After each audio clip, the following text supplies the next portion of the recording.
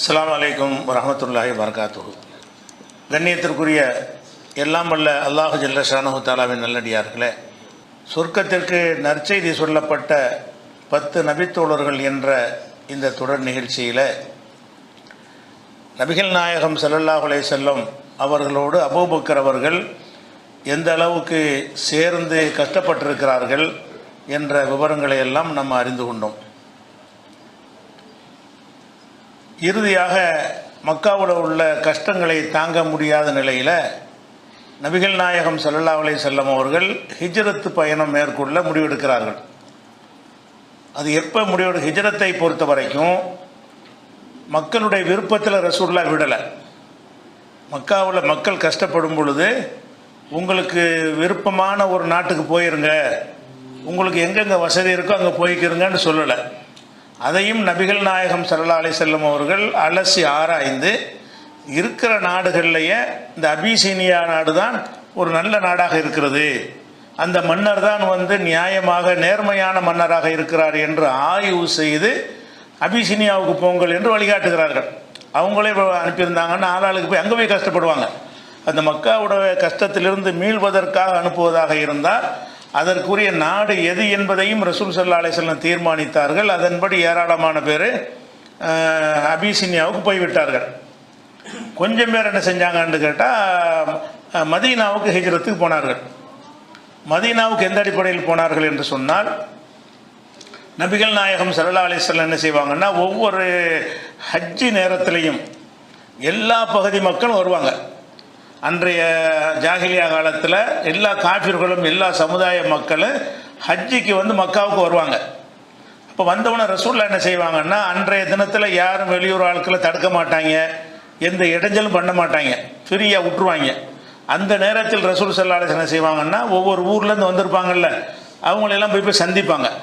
இந்த மதீனாவுல அவர் வந்திருக்காரு, இவர் வந்திருக்காருன்னு கேள்விப்பட்டு அந்த ஹஜ்ஜி குழுமத்தில் கூட்டத்தில் என்ன செய்வாங்கன்னா, ரசூல் ஸல்லல்லாஹு அலைஹி வஸல்லம் பலரையும் சந்திப்பாங்க.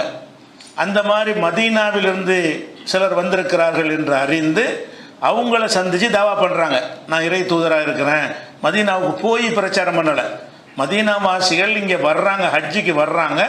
அந்த மக்கா காஃபிர்கள் கண்காணிக்காத ஒரு கூட்டம் ஜாஸ்தியாக இருக்கா, அவங்க வரக்கூடியவங்களுக்கு பரிமாறுவது, அவங்களுக்கு தேவையான வசதிகள் செய்து கொடுப்பது, இதில் தான் அவங்க கவனம் செலுத்திக்கிட்டு இருப்பாங்க. இந்த நேரத்தில் யாரை சந்தித்தாலும் எதை சந்தித்தாலும் அதில் உங்களுக்கு கவனம் இருக்காது. அந்த நேரத்தை பயன்படுத்தி ரசூல் ஸல்லல்லாஹு அலைஹி வஸல்லம் அவர்கள் இந்த மாதிரியான ஒரு சந்திப்புகள் மூலமாக இஸ்லாத்தை எடுத்து சொல்லுவாங்க. இதை கேள்விப்பட்டு மறுபடி அடுத்த ஹஜ்ஜிக்கு வரும் பொழுது ஒரு 70 பேர் கொண்ட ஒரு குழு வர்றாங்க. எங்கள் ரசூலுல்லாஹ் பார்க்கறதுக்காக வேண்டிய வர்றாங்க. வேறு நேரத்தில் பார்க்க வந்தால் பிடிச்சி அடிச்சிருவாங்க. ஹஜ்ஜிக்கு நேரத்தில் வரும்போது ஒன்று கண்டுக்கிற மாட்டாங்க. ஒரு 70 பேர் கொண்ட குழு ரசூல் ஸல்லல்லாஹு அலைஹி வஸல்லம் அவர்கள் அந்த கனவாங்கிற அகபாங்கிற இடத்துல வைத்து சந்தித்து உரையாடுறாங்க. அப்போ அந்த 70 பேருமே இஸ்லாத்தை ஏற்றுக்கிறாங்க. இந்த சில பேர் வந்துட்டு போனாங்கல்ல, அவங்க போய் ஒரு 70 பேரை தயார் பண்ணி கொண்டு வந்துட்டாங்க. அந்த 70 பேருக்கும் ரசூல் ஸல்லல்லாஹு அலைஹி வஸல்லம் எடுத்து சொன்ன உடனே அவங்களும் இஸ்லாத்தை ஏற்றுக்கொண்டு, நாங்கள் போய் அங்கே மதீனாவில் போய் இந்த பிரச்சாரம் செய்கிறோம் என்று சொன்னதோட, இங்கே இருக்க முடியாத நிலை உங்களுக்கு ஏற்படுமானார், எங்கள்கிட்ட நீங்கள் வந்துடுங்க. எதனால் மதீனாவுக்கு போனாங்கன்னா, அதுக்குரிய அடித்தளத்தை அமைச்சாங்க. இன்னொரு இந்த ஊரில் இருக்க முடியாது என்று சொன்னால் திடீர்னு மதீனாவுக்கு போக முடியாது, அங்கேயும் போய் அடிப்பாங்களே. அப்போ அங்கே உள்ளவர்கள் அதுக்கு முன்னாடியே செட் பண்ணிக்கணுங்கிறதுக்காக வேண்டிய 10 வருஷமாக வரக்கூடியவங்களை சந்தித்து அவர்களை இஸ்லாத்தை ஏற்க வைத்து என்ன செஞ்சாங்க, நீங்கள் எனக்கு சப்போர்ட் பண்ணணும் என்று சொல்லி அனுப்பியிருந்தாங்க. அதில் ஒரு 12 பேரை தேர்ந்தெடுத்து ஒரு கோத்திரத்துக்கு ஒரு ஆள், 12 கோத்திரத்தார் இருந்தாங்க மதீனாவில். ஒவ்வொரு கோத்திரத்தில் ஒரு ஆளை நியமித்து நீங்கள் 12 பேர் தான் அந்த மதீனாவுடைய வழிகாட்டிகளாக இருக்கணும் என்று அனுப்பி வைத்திருந்தார்கள். அவங்க போய் ஒரு கணிசமான மக்களை வென்றெடுத்திருந்தாங்க. எந்தளவு கணிசமான மக்கள்னு சொன்னால், ரசூலுல்லாஹ் வரும்போது ஊரே வரவேற்கிற அளவுக்கு அந்த ஏற்பாடுகள், அந்த அளவுக்கு மக்கள் நினைஞ்சிருந்தாங்க. ஜும்மாவெலாம் நடத்துனாங்க, போய் தனியாக ஊருக்கு வெளியே ஜும்மாக்கள் தொடர்ச்சியாக நடத்தினாங்க. அதன் மூலமாக சந்திப்புகளை வளர்த்துக்கிட்டாங்க. அப்போ ரசூல் ஸல்லல்லாஹு அலைஹி வஸல்லம் மக்காவில் இருந்து கஷ்டப்படும் பொழுது அந்த கஷ்டம் இல்லாத அளவுக்கு மதீனாவில் உள்ள முஸ்லீம்கள் உருவாயிட்டாங்க. எந்த சிரமமும் இல்லை. அவங்க ஒரு வலுவான ஒரு சக்தியாக உருவாகியிருந்தாங்க. அதையெல்லாம் ரெடி பண்ணிட்டு தான் ரசூலுல்லாஹ் என்ன செய்கிறாங்கன்னா, சரி நம்ம இந்த ஊரில் இருக்கக்கூடாது எல்லாரும் போங்கன்னு சொன்ன பிறகு தான் உமர் உள்பட பல சஹாபாக்கள் மதீனாவை நோக்கி ஹிஜ்ரத்துக்கு போயிட்டாங்க இருந்தவங்கெல்லாம். அப்போ ரசூலுல்லாவும் கொஞ்சம் பேர் தான் மிச்சமாக இருந்தாங்க. ஆனால் ரசூலுல்லாவை பொறுத்த வரைக்கும் அவங்க அல்லாஹ்வுடைய தூதராக இருக்கிறனால வஹி வந்து தான் போக முடியும். நுபுவத்து விஷயத்தை எடுத்து சொல்வதாக இருந்தால் மக்காவில் அல்லாஹ் தூதராக நியமிச்சிருக்கும் பொழுது வேற எங்கேயாவது போன்று சொல்வதாக இருந்தால் அல்லாஹ் சொல்லணும். அப்போ அபூபக்கர் வந்து நம்ம ஹிஜ்ரத் நம்மளும் போயிடுவோம்னு கேட்கும் பொழுது இல்லை நான் அனுமதிக்காக காத்திருக்கிறேன் அப்படின்னு ரசூலுல்லாஹ் சொல்கிறாங்க. அப்போ அபூபக்கர் கேட்குறாரு அனுமதி காத்திருக்கேன்டா, அப்போ நம்ம நட்பு என்ன ஆகுறது, என்னை விட்டு போயிடலான்னு கேட்குறாரு. அனுமதிக்காக காத்திருக்கிறேங்கிறீங்க, அனுமதி கிடைச்சா போயிடுவீங்களா அப்படின்னு கேட்கும்போது இல்லை உன்னையும் சேர்த்து கூட்டிகிட்டு தான் போவேன் என்று ரசூல் ஸல்லல்லாஹு அலைஹி வஸல்லம் அவர்கள் அவருக்கு வந்து அபூபக்கருக்கு வாக்களிச்சிருந்தாங்க. அந்த மாதிரி ஒரு எவ்வளோ நாளைக்கு முன்னாடி இந்த ஹிஜ்ரத்துக்கு போனாங்கல்ல 4 மாதத்துக்கு முன்னாடியே இந்த ஹிஜ்ரத்தை பற்றி முடிவெடுத்து அல்லாஹ்ட்ட அனுமதி வேணும் என்ற செய்தி அபூபக்கர்கிட்ட சொல்லிட்டாங்க. சொன்ன பிறகு அபூபக்கர் என்ன செய்கிறாருன்னா 4 மாதமா பிரயாணம் செய்வதற்குரிய 2 ஒட்டகங்களை தயார் நிலையில் என்ன செய்கிறாரு, தயார்படுத்தி நல்ல வலுவான ஒட்டகங்களாக இருந்தால் தான் போய் சேர முடியும் என்று அவர் அதெல்லாம் ரெடி பண்ணி வச்சுக்கிட்டார். எந்த நேரம் வேண்டாலும் ரசூலுல்லாஹ் வந்து ஹிஜ்ரத்துக்கு நம்மளை அழைக்குவாங்க. ஆனால் ஆரம்பத்தில் போகணுன்னு முடிவு எடுத்திருந்தாலும் போனது எப்போன்னு சொன்னால் அவங்க கொலை செய்யணும்னு முடிவு எடுத்த பிறகு தான். ரசூல் ஸல்லல்லாஹு அலைஹி வஸல்லம் அவங்க கொலை செய்கிற முடிவு எடுக்காட்டாலும் போகிற முடிவில் இருந்தாங்க. இந்த ஊரில் இருந்துக்கிட்டு கஷ்டப்படுறதை விட எந்த ஊரில் மக்கள் ஏற்றுக்கிறாங்களோ அந்த ஊரில் போனால் நிறைய வேலை செய்யலாம்ங்கிற முடிவில் தான் இருந்தாங்க. ஆனால் அல்லாஹ்ட்ட அனுமதி காத்திருந்தாங்க. அல்லாஹ்ட்ட எப்போ அனுமதி வருதுன்னு கேட்டால் இவங்க டிக்ளேர் பண்ணுறாங்க முகம்மதை கொல்லணும்.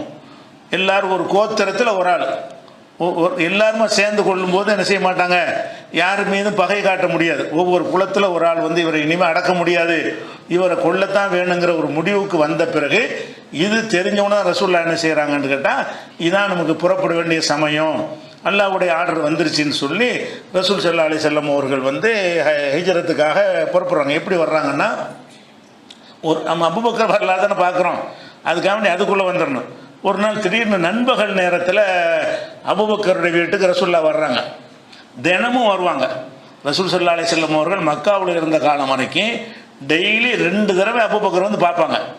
அபூபக்கர் போய் ரசூலுல்லாஹ் பார்க்க மாட்டாங்க. ஒவ்வொரு நாளும் காலையில் ஒரு தடவை வந்து அபூபக்கர்கிட்ட பார்த்து என்ன செய்யலாம், எப்படி தாவா பண்ணலாம், இதை பற்றி ஆலோசனை பண்ணுவாங்க. சாயந்தரம் ஒருக்கா வருவாங்க. தினசரி 2 முறை ரசூல் ஸல்லல்லாஹு அலைஹி வஸல்லம் அவர்கள் அபூபக்கருடைய வீட்டுக்கு வராமல் இருந்ததில்லை. அப்படின்னா எவ்வளோ நெருக்கம்.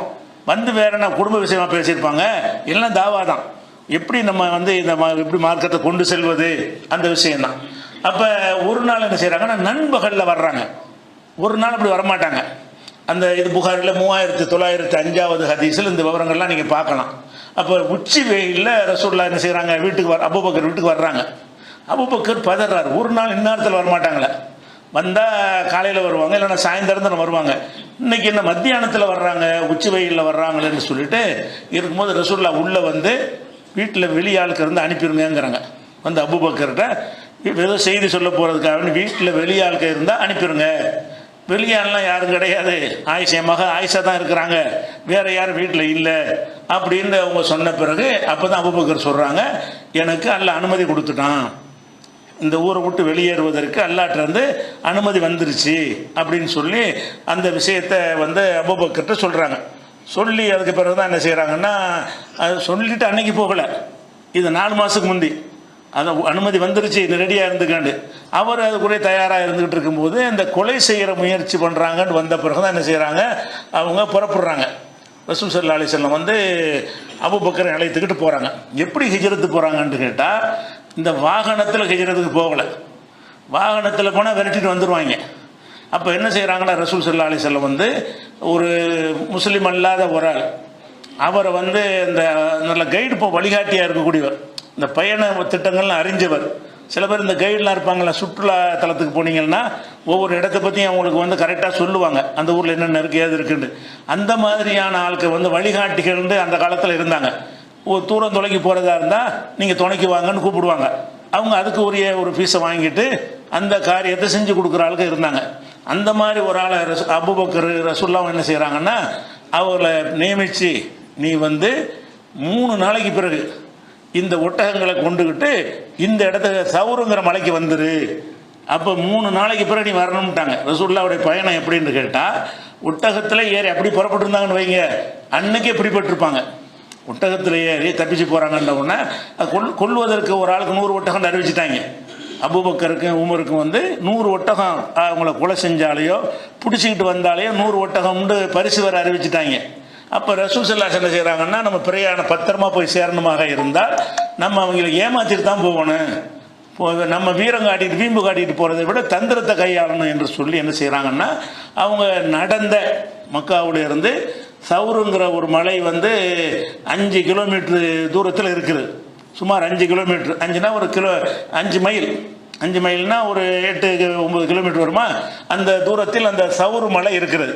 அப்போ ரசூலுல்லாஹ் என்ன செய்கிறாங்கன்னா, சவுரு மலை வரைக்கும் நடந்தே போகிறாங்க. அவங்க பார்வையில் என்னென்னா ஒட்டகத்தில் போகிறாரான்னு தான் விரட்டிகிட்டு இருப்பாங்க.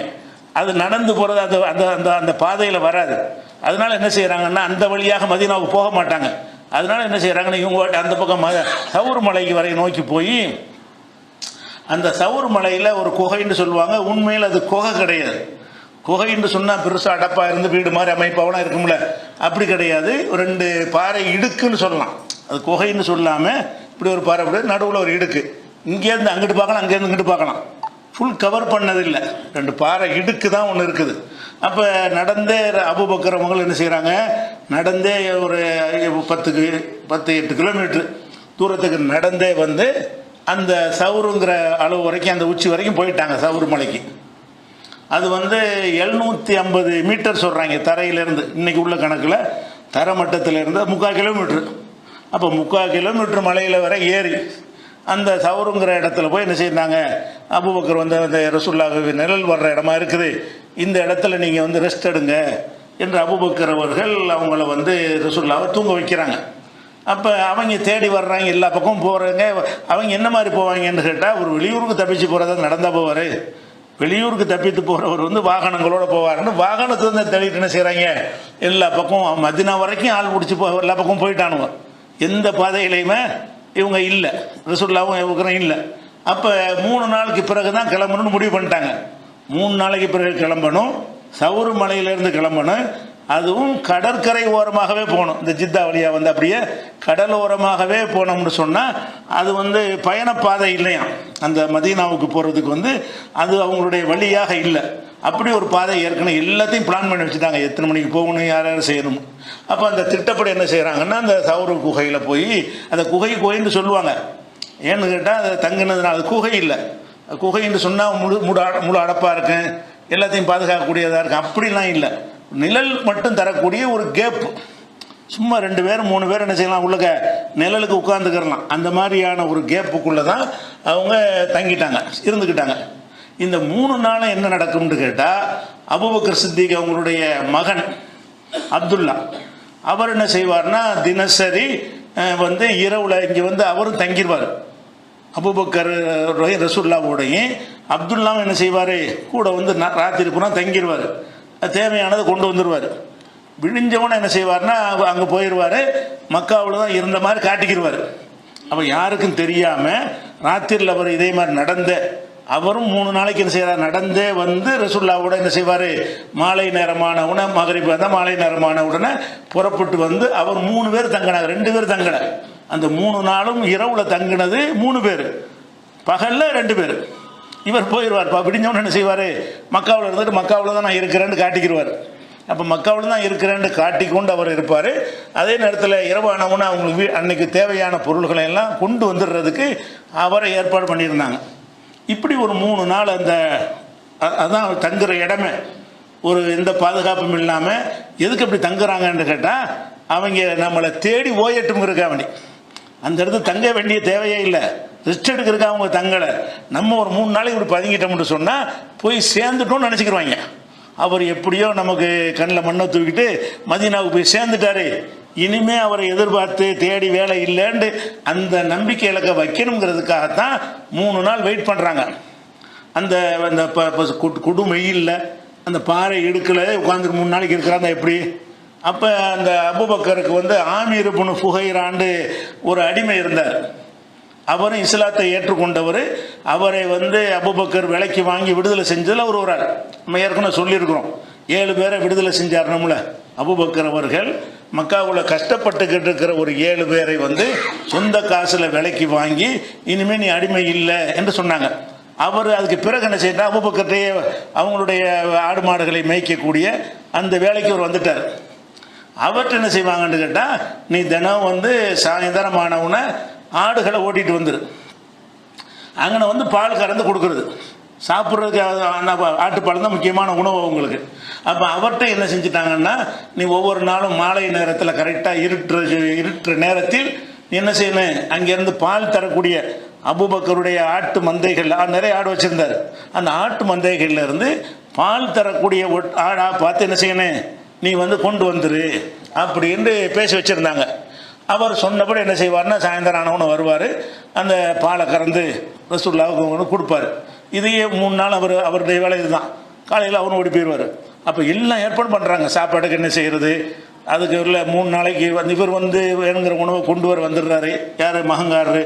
அது போக இந்த பால் உணவு கஷ்டமில்லாமல் இருப்பதற்குரிய ஏற்பாடுகளையும் பண்ணிக்கிட்டாங்க. நம்ம அந்த ஆமீர் இப்னு ஃபுஹைராங்கிற அவர் ஆரம்பகால முஸ்லீமு, அபூபக்கரால் வந்து விடுதலை செய்யப்பட்டவர். அப்போ இந்த ஆமீர் இப்னு ஃபுஹைராவும் அப்துல்லாவுக்கும் தான் தெரியுது இவங்க இந்த இடத்துல தங்கி இருக்கிறாங்க என்பது வந்து அபூபக்கருடைய மகனுக்கு தெரியும். அவரால் விடுதலை செய்யப்பட்ட அந்த அடிமையாக இருந்த ஆமீர் இப்னு ஃபுஹைராங்கிறவருக்கு தெரியும், உலகத்தில் யாருக்கும் தெரியாது. அப்படி அந்த குகையில் இருக்கிற நேரத்தில் எதிரிகள் என்ன செய்கிறாங்கன்னா, அங்கேயும் வந்துட்டானுங்க, எங்கள் அந்த சவுறு மலைக்கும் வந்துட்டாங்க. அந்த மலையில் வந்து அவங்க இவங்க ரசூலுல்லா ஒரு பதுங்கி இருக்கிறாங்க, அவங்க ஒரு மேடான, அதை விட மேடான அதுக்கு மேலே போயிட்டானுங்க. மேலே போட்டவங்க அவங்க குனிஞ்சு பார்த்தாங்கன்னா இவங்க இருக்கிறது தெரிஞ்சிடும் அந்தளவுக்கு. அதாவது நின்று பார்த்தா தெரியாது, இப்படி உட்கார்ந்துட்டு பார்த்தான்னு சொன்னால் அவங்க கொஞ்சம் மேலே இருக்கிறாங்க, இது கொஞ்சம் கீழே இருக்குது. அப்போ ரசூலுல்லா பதுங்கி இருந்த அந்த இடத்த விட கொஞ்சம் மேலே மலைக்கு மேலே ஏறி அந்த இடத்துல அவங்க நிற்கிற பாதங்களை இவங்க பார்க்குறாங்க. அவங்களுடைய கால் தெரியுது. அந்த காலுக்கிட்ட அவன் தலையை கொண்டு வந்தான்னா அவனுக்கு இது தெரிஞ்சு போயிடும். அப்போ அபூபக்கர் என்ன செய்கிறான்னு அது பார்த்துறாரு, அல்லாஹ்வுடைய தூதரை அவங்க கொஞ்சம் குனிஞ்சாங்கன்னா நம்மளை பார்த்துருவாங்க அப்படின்னு சொல்லும் பொழுது பதறாரு. நான் வந்து பார்த்துட்டாங்கன்னா முடிஞ்சு வச்ச கதை. தலைக்கு வந்து ஒரு பெரிய பரிசு அறிவிச்சிருக்கிறாங்க. இந்த பரிசுக்காக வருவான்ல எல்லாரும். 100 ஒட்டகம்னா என்ன கணக்கு, பெரிய பல கோடி மதிப்பு வரும். அவ்வளோ பெரிய மதிப்புடைய ஒரு பரிசு இருக்கிற காரணத்தினால 2 பேரும் உயிரோடையோ அல்லது பணமாவோ பிடிச்சிட்டு வந்தான்னு அறிவிப்பாங்கல்ல, அந்த மாதிரியான ஒரு அறிவிப்பு செய்யப்பட்டிருக்கிறது.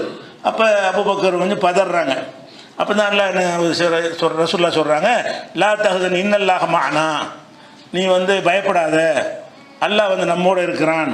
நம்ம 2 பேர் தானே இருக்கிறோம், இவ்வளோ பேர் நம்ம உள்ளே வந்தாங்கன்னா 2 பேர் எப்படி என்ன செய்கிறது, நம்மளை நுழைஞ்சு பார்த்துட்டு எல்லாரும் சுற்றி வளைச்சாங்கன்னு சொன்னால் நம்ம இருவர் வந்து இவங்களை எப்படி பேஸ் பண்ண முடியும் அப்படின்னு கேட்கும் பொழுது தான் ரசூலுல்லாஹ் சொல்கிறாங்க, லா தஹ்சன், கவலைப்படாத, இன்னல்லாஹ மஅனா, அல்லாஹ் வந்து நம்மோடு இருக்கிறான் என்று அந்த ஆறுதல் சொன்னாங்கல்ல. அதெல்லாம் அந்த 3 நாளில் தான் நடக்குது.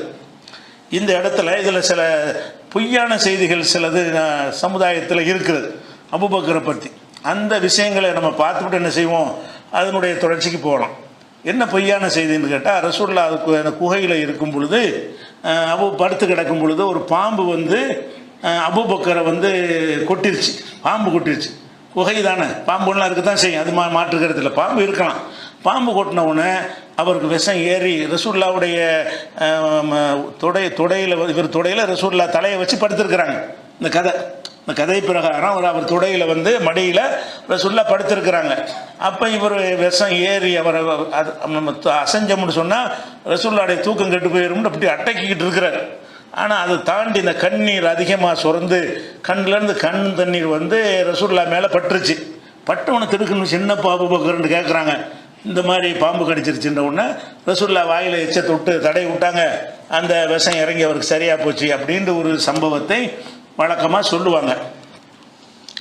ஆனால் இது வந்து ஆதாரம் இல்லாத ஒரு கட்டுக்கதை.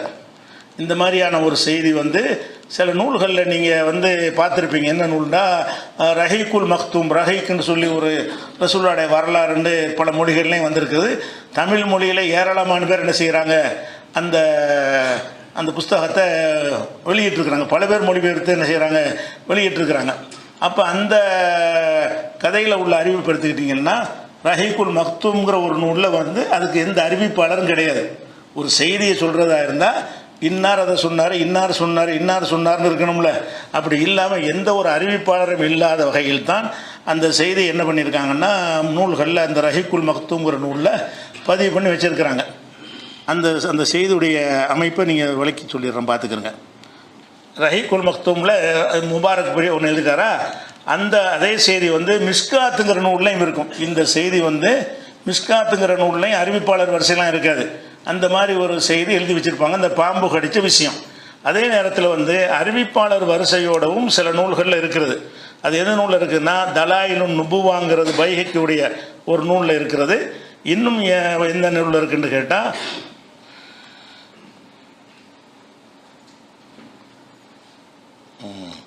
அந்த அந்த பைஹக்கியில் உள்ள நூலில் வரக்கூடிய அறிவிப்பாளர் எப்படி இருக்காங்கன்னு கேட்டால் அப்துல் ரஹ்மான் பின் இப்ராஹிம் அர் ராசி இப்படின்னு ஒருத்தர் அறிவிக்கிறார்.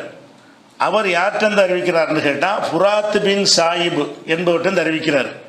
அவர் யார்கிட்ட அறிவிக்கிறார்னு கேட்டால் மைமூன் பின் மஹரான்ட்டு அறிவிக்கிறார். ஒரு ஹதீஸில் ஒரு ஆள் பலவீனமாக இருப்பாங்க, நம்ம கேள்விப்பட்டிருக்கிறோம். இந்த 3 பேருமே சரியில்லாத ஆளுக்கு. அதாவது அறிவிக்கிற அப்துல் ரஹ்மான்கிறவர் சொல்கிறாரு, உனக்கு யாருப்பா சொன்னான்டா ஃபுராத்து சொன்னாருங்கிறாரு, உனக்கு யாருப்பா சொன்னாருன்னா மைமூன் சொன்னாருங்கிறாரு. அப்போ இந்த 3 அறிவிப்பாளர்கள் வரிசையாக வர்றாங்கல்ல, இந்த 3ஐ பற்றி எடுத்துக்கிட்டிங்கன்னு சொன்னால் இந்த அப்துல் ரஹ்மான் பின் ராசிங்கிறவரை பற்றி இவர் ஹுவல் முத்தஹமு பிஹி, இவர் இட்டு கட்டி சொல்லக்கூடியவர் என்று சந்தேகிக்கப்பட்டவர். இவருடைய வேலை என்னன்னு கேட்டால் மறதியானவர் அப்படி பலவீன அறிவிப்பாளர்கிட்ட இருக்கும். இவர் வேலை என்னன்னு கேட்டால் ஒரு நன்மைன்னு சொல்லி இட்டு கட்டி விட்டுருவார், நடந்தே இருக்காது. இந்த இடத்துல எந்த மாதிரி சொன்னால் இந்த சம்பவத்துக்கு ருசிகரமாக இருக்கும், இந்த பயான் மாதிரி பண்ணுறதுக்கு தேவைப்படும்ல. இந்த குகையில் தங்கினாங்க, இந்த குகையில் தங்கின மாதிரி சில சம்பவங்களை சேர்த்து விட்டோம்னா ஒரு பயான் பண்ணுவதற்கு நல்லா இருக்குமே அப்படின்னு சொல்லி துணிஞ்சு இட்டு கட்டுற ஒரு ஆளாக இந்த ஆள். இவர் வழியாக தான் இந்த பாம்பு கதை வருது ஒன்று. அடுத்ததாக 2வது ஃபுராத்துங்கிறவர் இருக்கார் இல்லையா, இவரை பற்றி சொல்லும் பொழுது புகாரி சொல்கிறார் முன்குரல் ஹதீஸ். இவருடைய ஹதீஸ்கள்லாம் நிராகரிக்கப்படும், இவர் வந்துட்டால் நிராகரிச்சிடலாம். அதான் அந்த அளவுக்கு ஒரு பொய்யர் என்று சந்தேகிக்கப்பட்டவராக இருக்கிறாரு. லைசபி செய்யின் இப்னு மொயின் சொல்கிறாரு, இவரை கணக்கில் எடுத்துக்க கூடாது. அப்போ கணக்கில் எடுத்துக்கொள்ளக்கூடாது ஆள்னு சொல்லி அவரை பற்றி ஒரு விமர்சனம் இருக்குது. 2வது ஆள். 3வது ஆள் இந்த மைமூன் பின் மொஹரான்கிறவர்த்து சொல்லும் பொழுது இதே தான் பொய்யர் என்று சந்தேகம். 3 அறிவிப்பாளர் வர்றாங்க, 3 பேருமே இந்த சம்பவத்தை ஒருத்தர் சொல்கிறாரு, அவருக்கு ஒருத்தர் சொல்கிறாரு, அவருக்கு ஒருத்தர் சொல்கிறாரு. 3 பேருமே என்ன செய்கிறாங்க, பொய்யர்னு சந்தேகப்பட்டவங்களா இருக்கிறாங்க, கையில் மடியில் போட்டு சொல்கிறவங்களா இருக்கிறாங்க. அப்போ இந்த பாம்பு விஷயம் பாம்பு கடித்த ஒரு விஷயம் இந்த மாதிரி நூல்கள் பைஹக்கியுடைய தலாயில் நுபுவாவில் இருந்தாலும் ரஹீக்குல் மக்தூம்ங்கிற நூலில் இருந்தாலும் மிஷ்காத்தில் இருந்தாலும் இதில் 3 பலவீனமான அறிவிப்பாளர்கள் 3 இட்டு கட்டக்கூடிய அறிவிப்பாளர்கள் வர்ற காரணத்தினால இது தவறான ஒரு செய்தி, இது ஒரு ஆத்தன்டிக்கான ஒரு செய்தி கிடையாது. இது ஒரு விஷயம். அடுத்து என்ன செய்வாங்கன்னா அந்த குகையில் உள்ள சம்பந்தமாக ரசூலுல்லாவை காப்பாற்றுறதுக்காக வேண்டி அல்லாஹ் ஒரு செலந்திய வலை பின்ன வச்சுட்டான். இந்த செய்தி பரவலாக என்ன செய்வாங்க, ரசூலுல்லாஹ் அந்த குகைக்குள்ளே போன உடனே குகையே இல்லை, முதல்ல அது ஒரு கேப்பு தான். இவன் என்ன செய்கிறான், அதில் ஒரு செலந்தி வலை கட்டிருச்சான் பெருசாக. அப்போ கிட்ட வரைக்கும் வந்துட்டானா ஒருத்தன், யார் தேடி வந்தவங்க பார்த்தா செலந்தி வலை பண்ணியிருக்குதான். உள்ளேயே வரலையா அவன், வந்துட்டு சொல்லிட்டானா உள்ளே யாரும் இருக்க முடியாது. ஏன் இருக்க முடியாது, செலந்தி வலை கட்டியிருக்க. செலந்தி வலை கட்டியிருந்தா உள்ளக்கு போனால் செலந்தி வலை உடஞ்சிருக்குமே. இது செலந்தி வலை கட்டுறத ரொம்ப நாளைக்கு முந்தி கட்டின ஒரு வலைன்னு நினச்சிக்கிட்டு அப்போ பார்க்குறான் வலை இந்த வாசல் பக்கம் பூரா மலையில் செலந்தி வலை கட்டி பின்னி இருக்குது. இதை பார்த்தோன்னு அவன் என்ன செஞ்சுட்டான், போய் இது உள்ளுக்கு போய் தேடாதீங்க, அது செலந்தி வலையாக இருக்கிறதுனால அது யாரும் உள்ளே போயிருக்க முடியாது அப்படின்னு சொல்லி ஒரு சம்பவத்தை சொல்லி வச்சுருக்கிறாங்க. அதே மாதிரி இதோடு சேர்த்த புறா அங்கே கூடு கட்டி முட்டையிட்டு இருந்துச்சான். அந்த குகை வாசலில் புறா ஒரு கூடு கட்டி அதில் முட்டையும் போட்டு வச்சுருக்குறான். அப்போ மக்கள் நடமாட்டம் இருந்தால் இந்த மாதிரி புறா கூடு கட்டுமா? அங்கே மக்கள் நடமாட்டம் இருக்கிற ஒரு இடமா இருந்துச்சுன்னு சொன்னால் புறா கூடு கட்டி முட்டையிட்டு இருக்காது. 2ஐயும் பார்த்துவிட்டு அவங்க இவர் இருக்க மாட்டாருன்னு போயிட்டாங்க. இந்த குகையில் ரசூலுல்லாஹ் இருக்க மாட்டாங்கன்னு சொல்லி அவங்க அதனால் அதை உள்ள மாட்டிக்கிறல அப்படிங்கிறாங்க. இப்படி உள்ள அந்த சிலந்தி வலை கட்டின ஒரு விஷயமும் இதெல்லாம் சில நூல்களில் இருக்குது. இந்த புர்தா மாதிரியான ஒரு கவிதை பாட்டு புஸ்தகத்தில் எழுதி வச்சுருப்பாங்க. இந்த மாதிரி இப்போ புறாவை கொண்டு எல்லாம் காப்பாற்றினா, சிலந்தி வலையை கொண்டு காப்பாற்று. இன்னும் சொல்ல போனால் அந்த புறா இருக்குதுல்ல, மக்காவோட நிறைய புறாக்கள் நீங்கள் பார்ப்பீங்க, இதெல்லாம் அந்த புறாவுடைய சந்ததி தானா. அதை வரை விட்டு சேர்த்துக்கிட்டாங்க. இப்போ நீங்கள் மக்காவில் உள்ள புறாவெல்லாம் அந்த புறா எந்த புறா அந்த குகையில் கூடு கட்டி ரசூல்லா காப்பாற்றுனுச்சோ அந்த புறாவின் சந்ததிகள் தான் இப்போ ஹரமில் இருந்து கொண்டிருக்கின்றன. அதுக்கு ஒரு எக்ஸ்ட்ரா கதையும் சேர்த்து விட்டுருக்காங்க. சரி, இந்த சம்பவம் எங்கே இருக்குது அப்படின்னு பார்த்தீங்கன்னா இது பஸ்ஸாருங்கிற ஒரு நூலில் இருக்குது. இந்த பஸ்ஸாருங்கிற நூலில் அறிவிக்கிற ஆளுக்கு யாருன்னு கேட்டால் அபு முஸாப் என்பவர் சொன்னதாக உவைன் பின் அம்ரு என்பவர் சொல்கிறார். ரெண்டு பேருமே பொய்யான ஆளுக்க. இவர் சொன்னதாக அவர் சொல்கிறாருன்னா அந்த ரெண்டு பேருமே என்னன்னு கேட்டால் இது நம்பிக்கைக்குரிய ஆளுக்கு கிடையாது. அதனால ஆத்தன்டிக்கான செய்தி இல்லை. இது பஸ்ஸாரில் மாத்திரம் இல்லாமல் இன்னும் நிறைய நூலில் இப்னு சாதுடைய தபக்காத்து நூலில் இது எழுதப்பட்டிருக்கிறது. அதே மாதிரி கஷ்ஃபுல் அஸ்தார் அது பஸாருடைய நூல் அதில் இருக்கிறது. உகைலியுடைய நூலில் இருக்குது. ஃபலாயிலு சித்திக்குங்கிற ஹைசமாவுடைய நூலில் இருக்கிறது. அபு நயீம் தலாயில் நூலில் இருக்கிற அதில் நிறைய நூல்கள் இருக்கிறது. எல்லா நூல்லையுமே இந்த ரெண்டு பேர் தான் வர்றாங்க. எந்த நூலில் வந்தாலும் இதை சொல்கிற ஆளுக்கு யாராக இருக்காங்கன்னு கேட்டால் பலவீனர்கள், நம்பிக்கைக்குரிய ஆட்கள் இல்லைன்னு ஒதுக்கப்பட்டவங்க தான் இருக்கிறாங்க. இது ஆத்தன்டிக்கான ஒரு செய்தி கிடையாது. இன்னும் சொல்ல போனால் இந்த செய்தி குர்ஆனுக்கு மாற்றம்.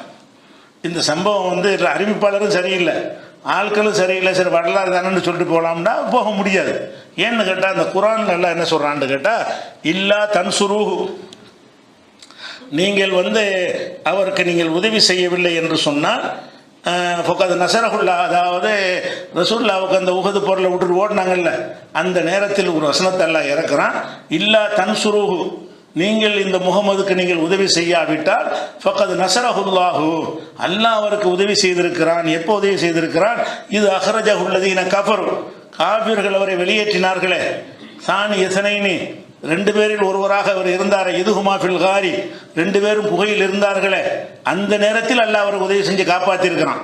இது யகுலி சாஹிபி, அப்போ இந்த முகமது தன்னுடைய தோழர்கிட்ட சொன்னாரு, லா தஹசன் இன்னல்லாஹ மஅனா, கவலைப்படாதே அல்லாஹ் நம்மோடு இருக்கிறான் என்று சொன்னாரே. அப்போது அல்லாஹ் என்ன செஞ்சான்? அவருக்கு உதவி செஞ்சிருக்கிறான். எப்படி உதவி செஞ்சிருக்கான்னு அதை சொல்றான். ஐயதஹு பிஜுனூதின் லம் தரவுஹா, நீங்கள் உங்கள் கண்ணுக்கு தென்படாத படைகளை கொண்டு அவரை எல்லாம் காப்பாற்றினான். அவர் கண்ணுக்கு தெரிஞ்ச புறாவை கொண்டு அவன் காப்பாற்றலை, கண்ணுக்கு தெரிஞ்ச சிலந்தியை வைத்து எல்லாம் என்ன செய்யலை, காப்பாற்றலை. காப்பாற்றினா மலக்குகள் மூலமாக காப்பாற்றினாங்கிறான். கண்ணுக்கு தெரியாத படை என்பது மாணவர்களை சொல்றது.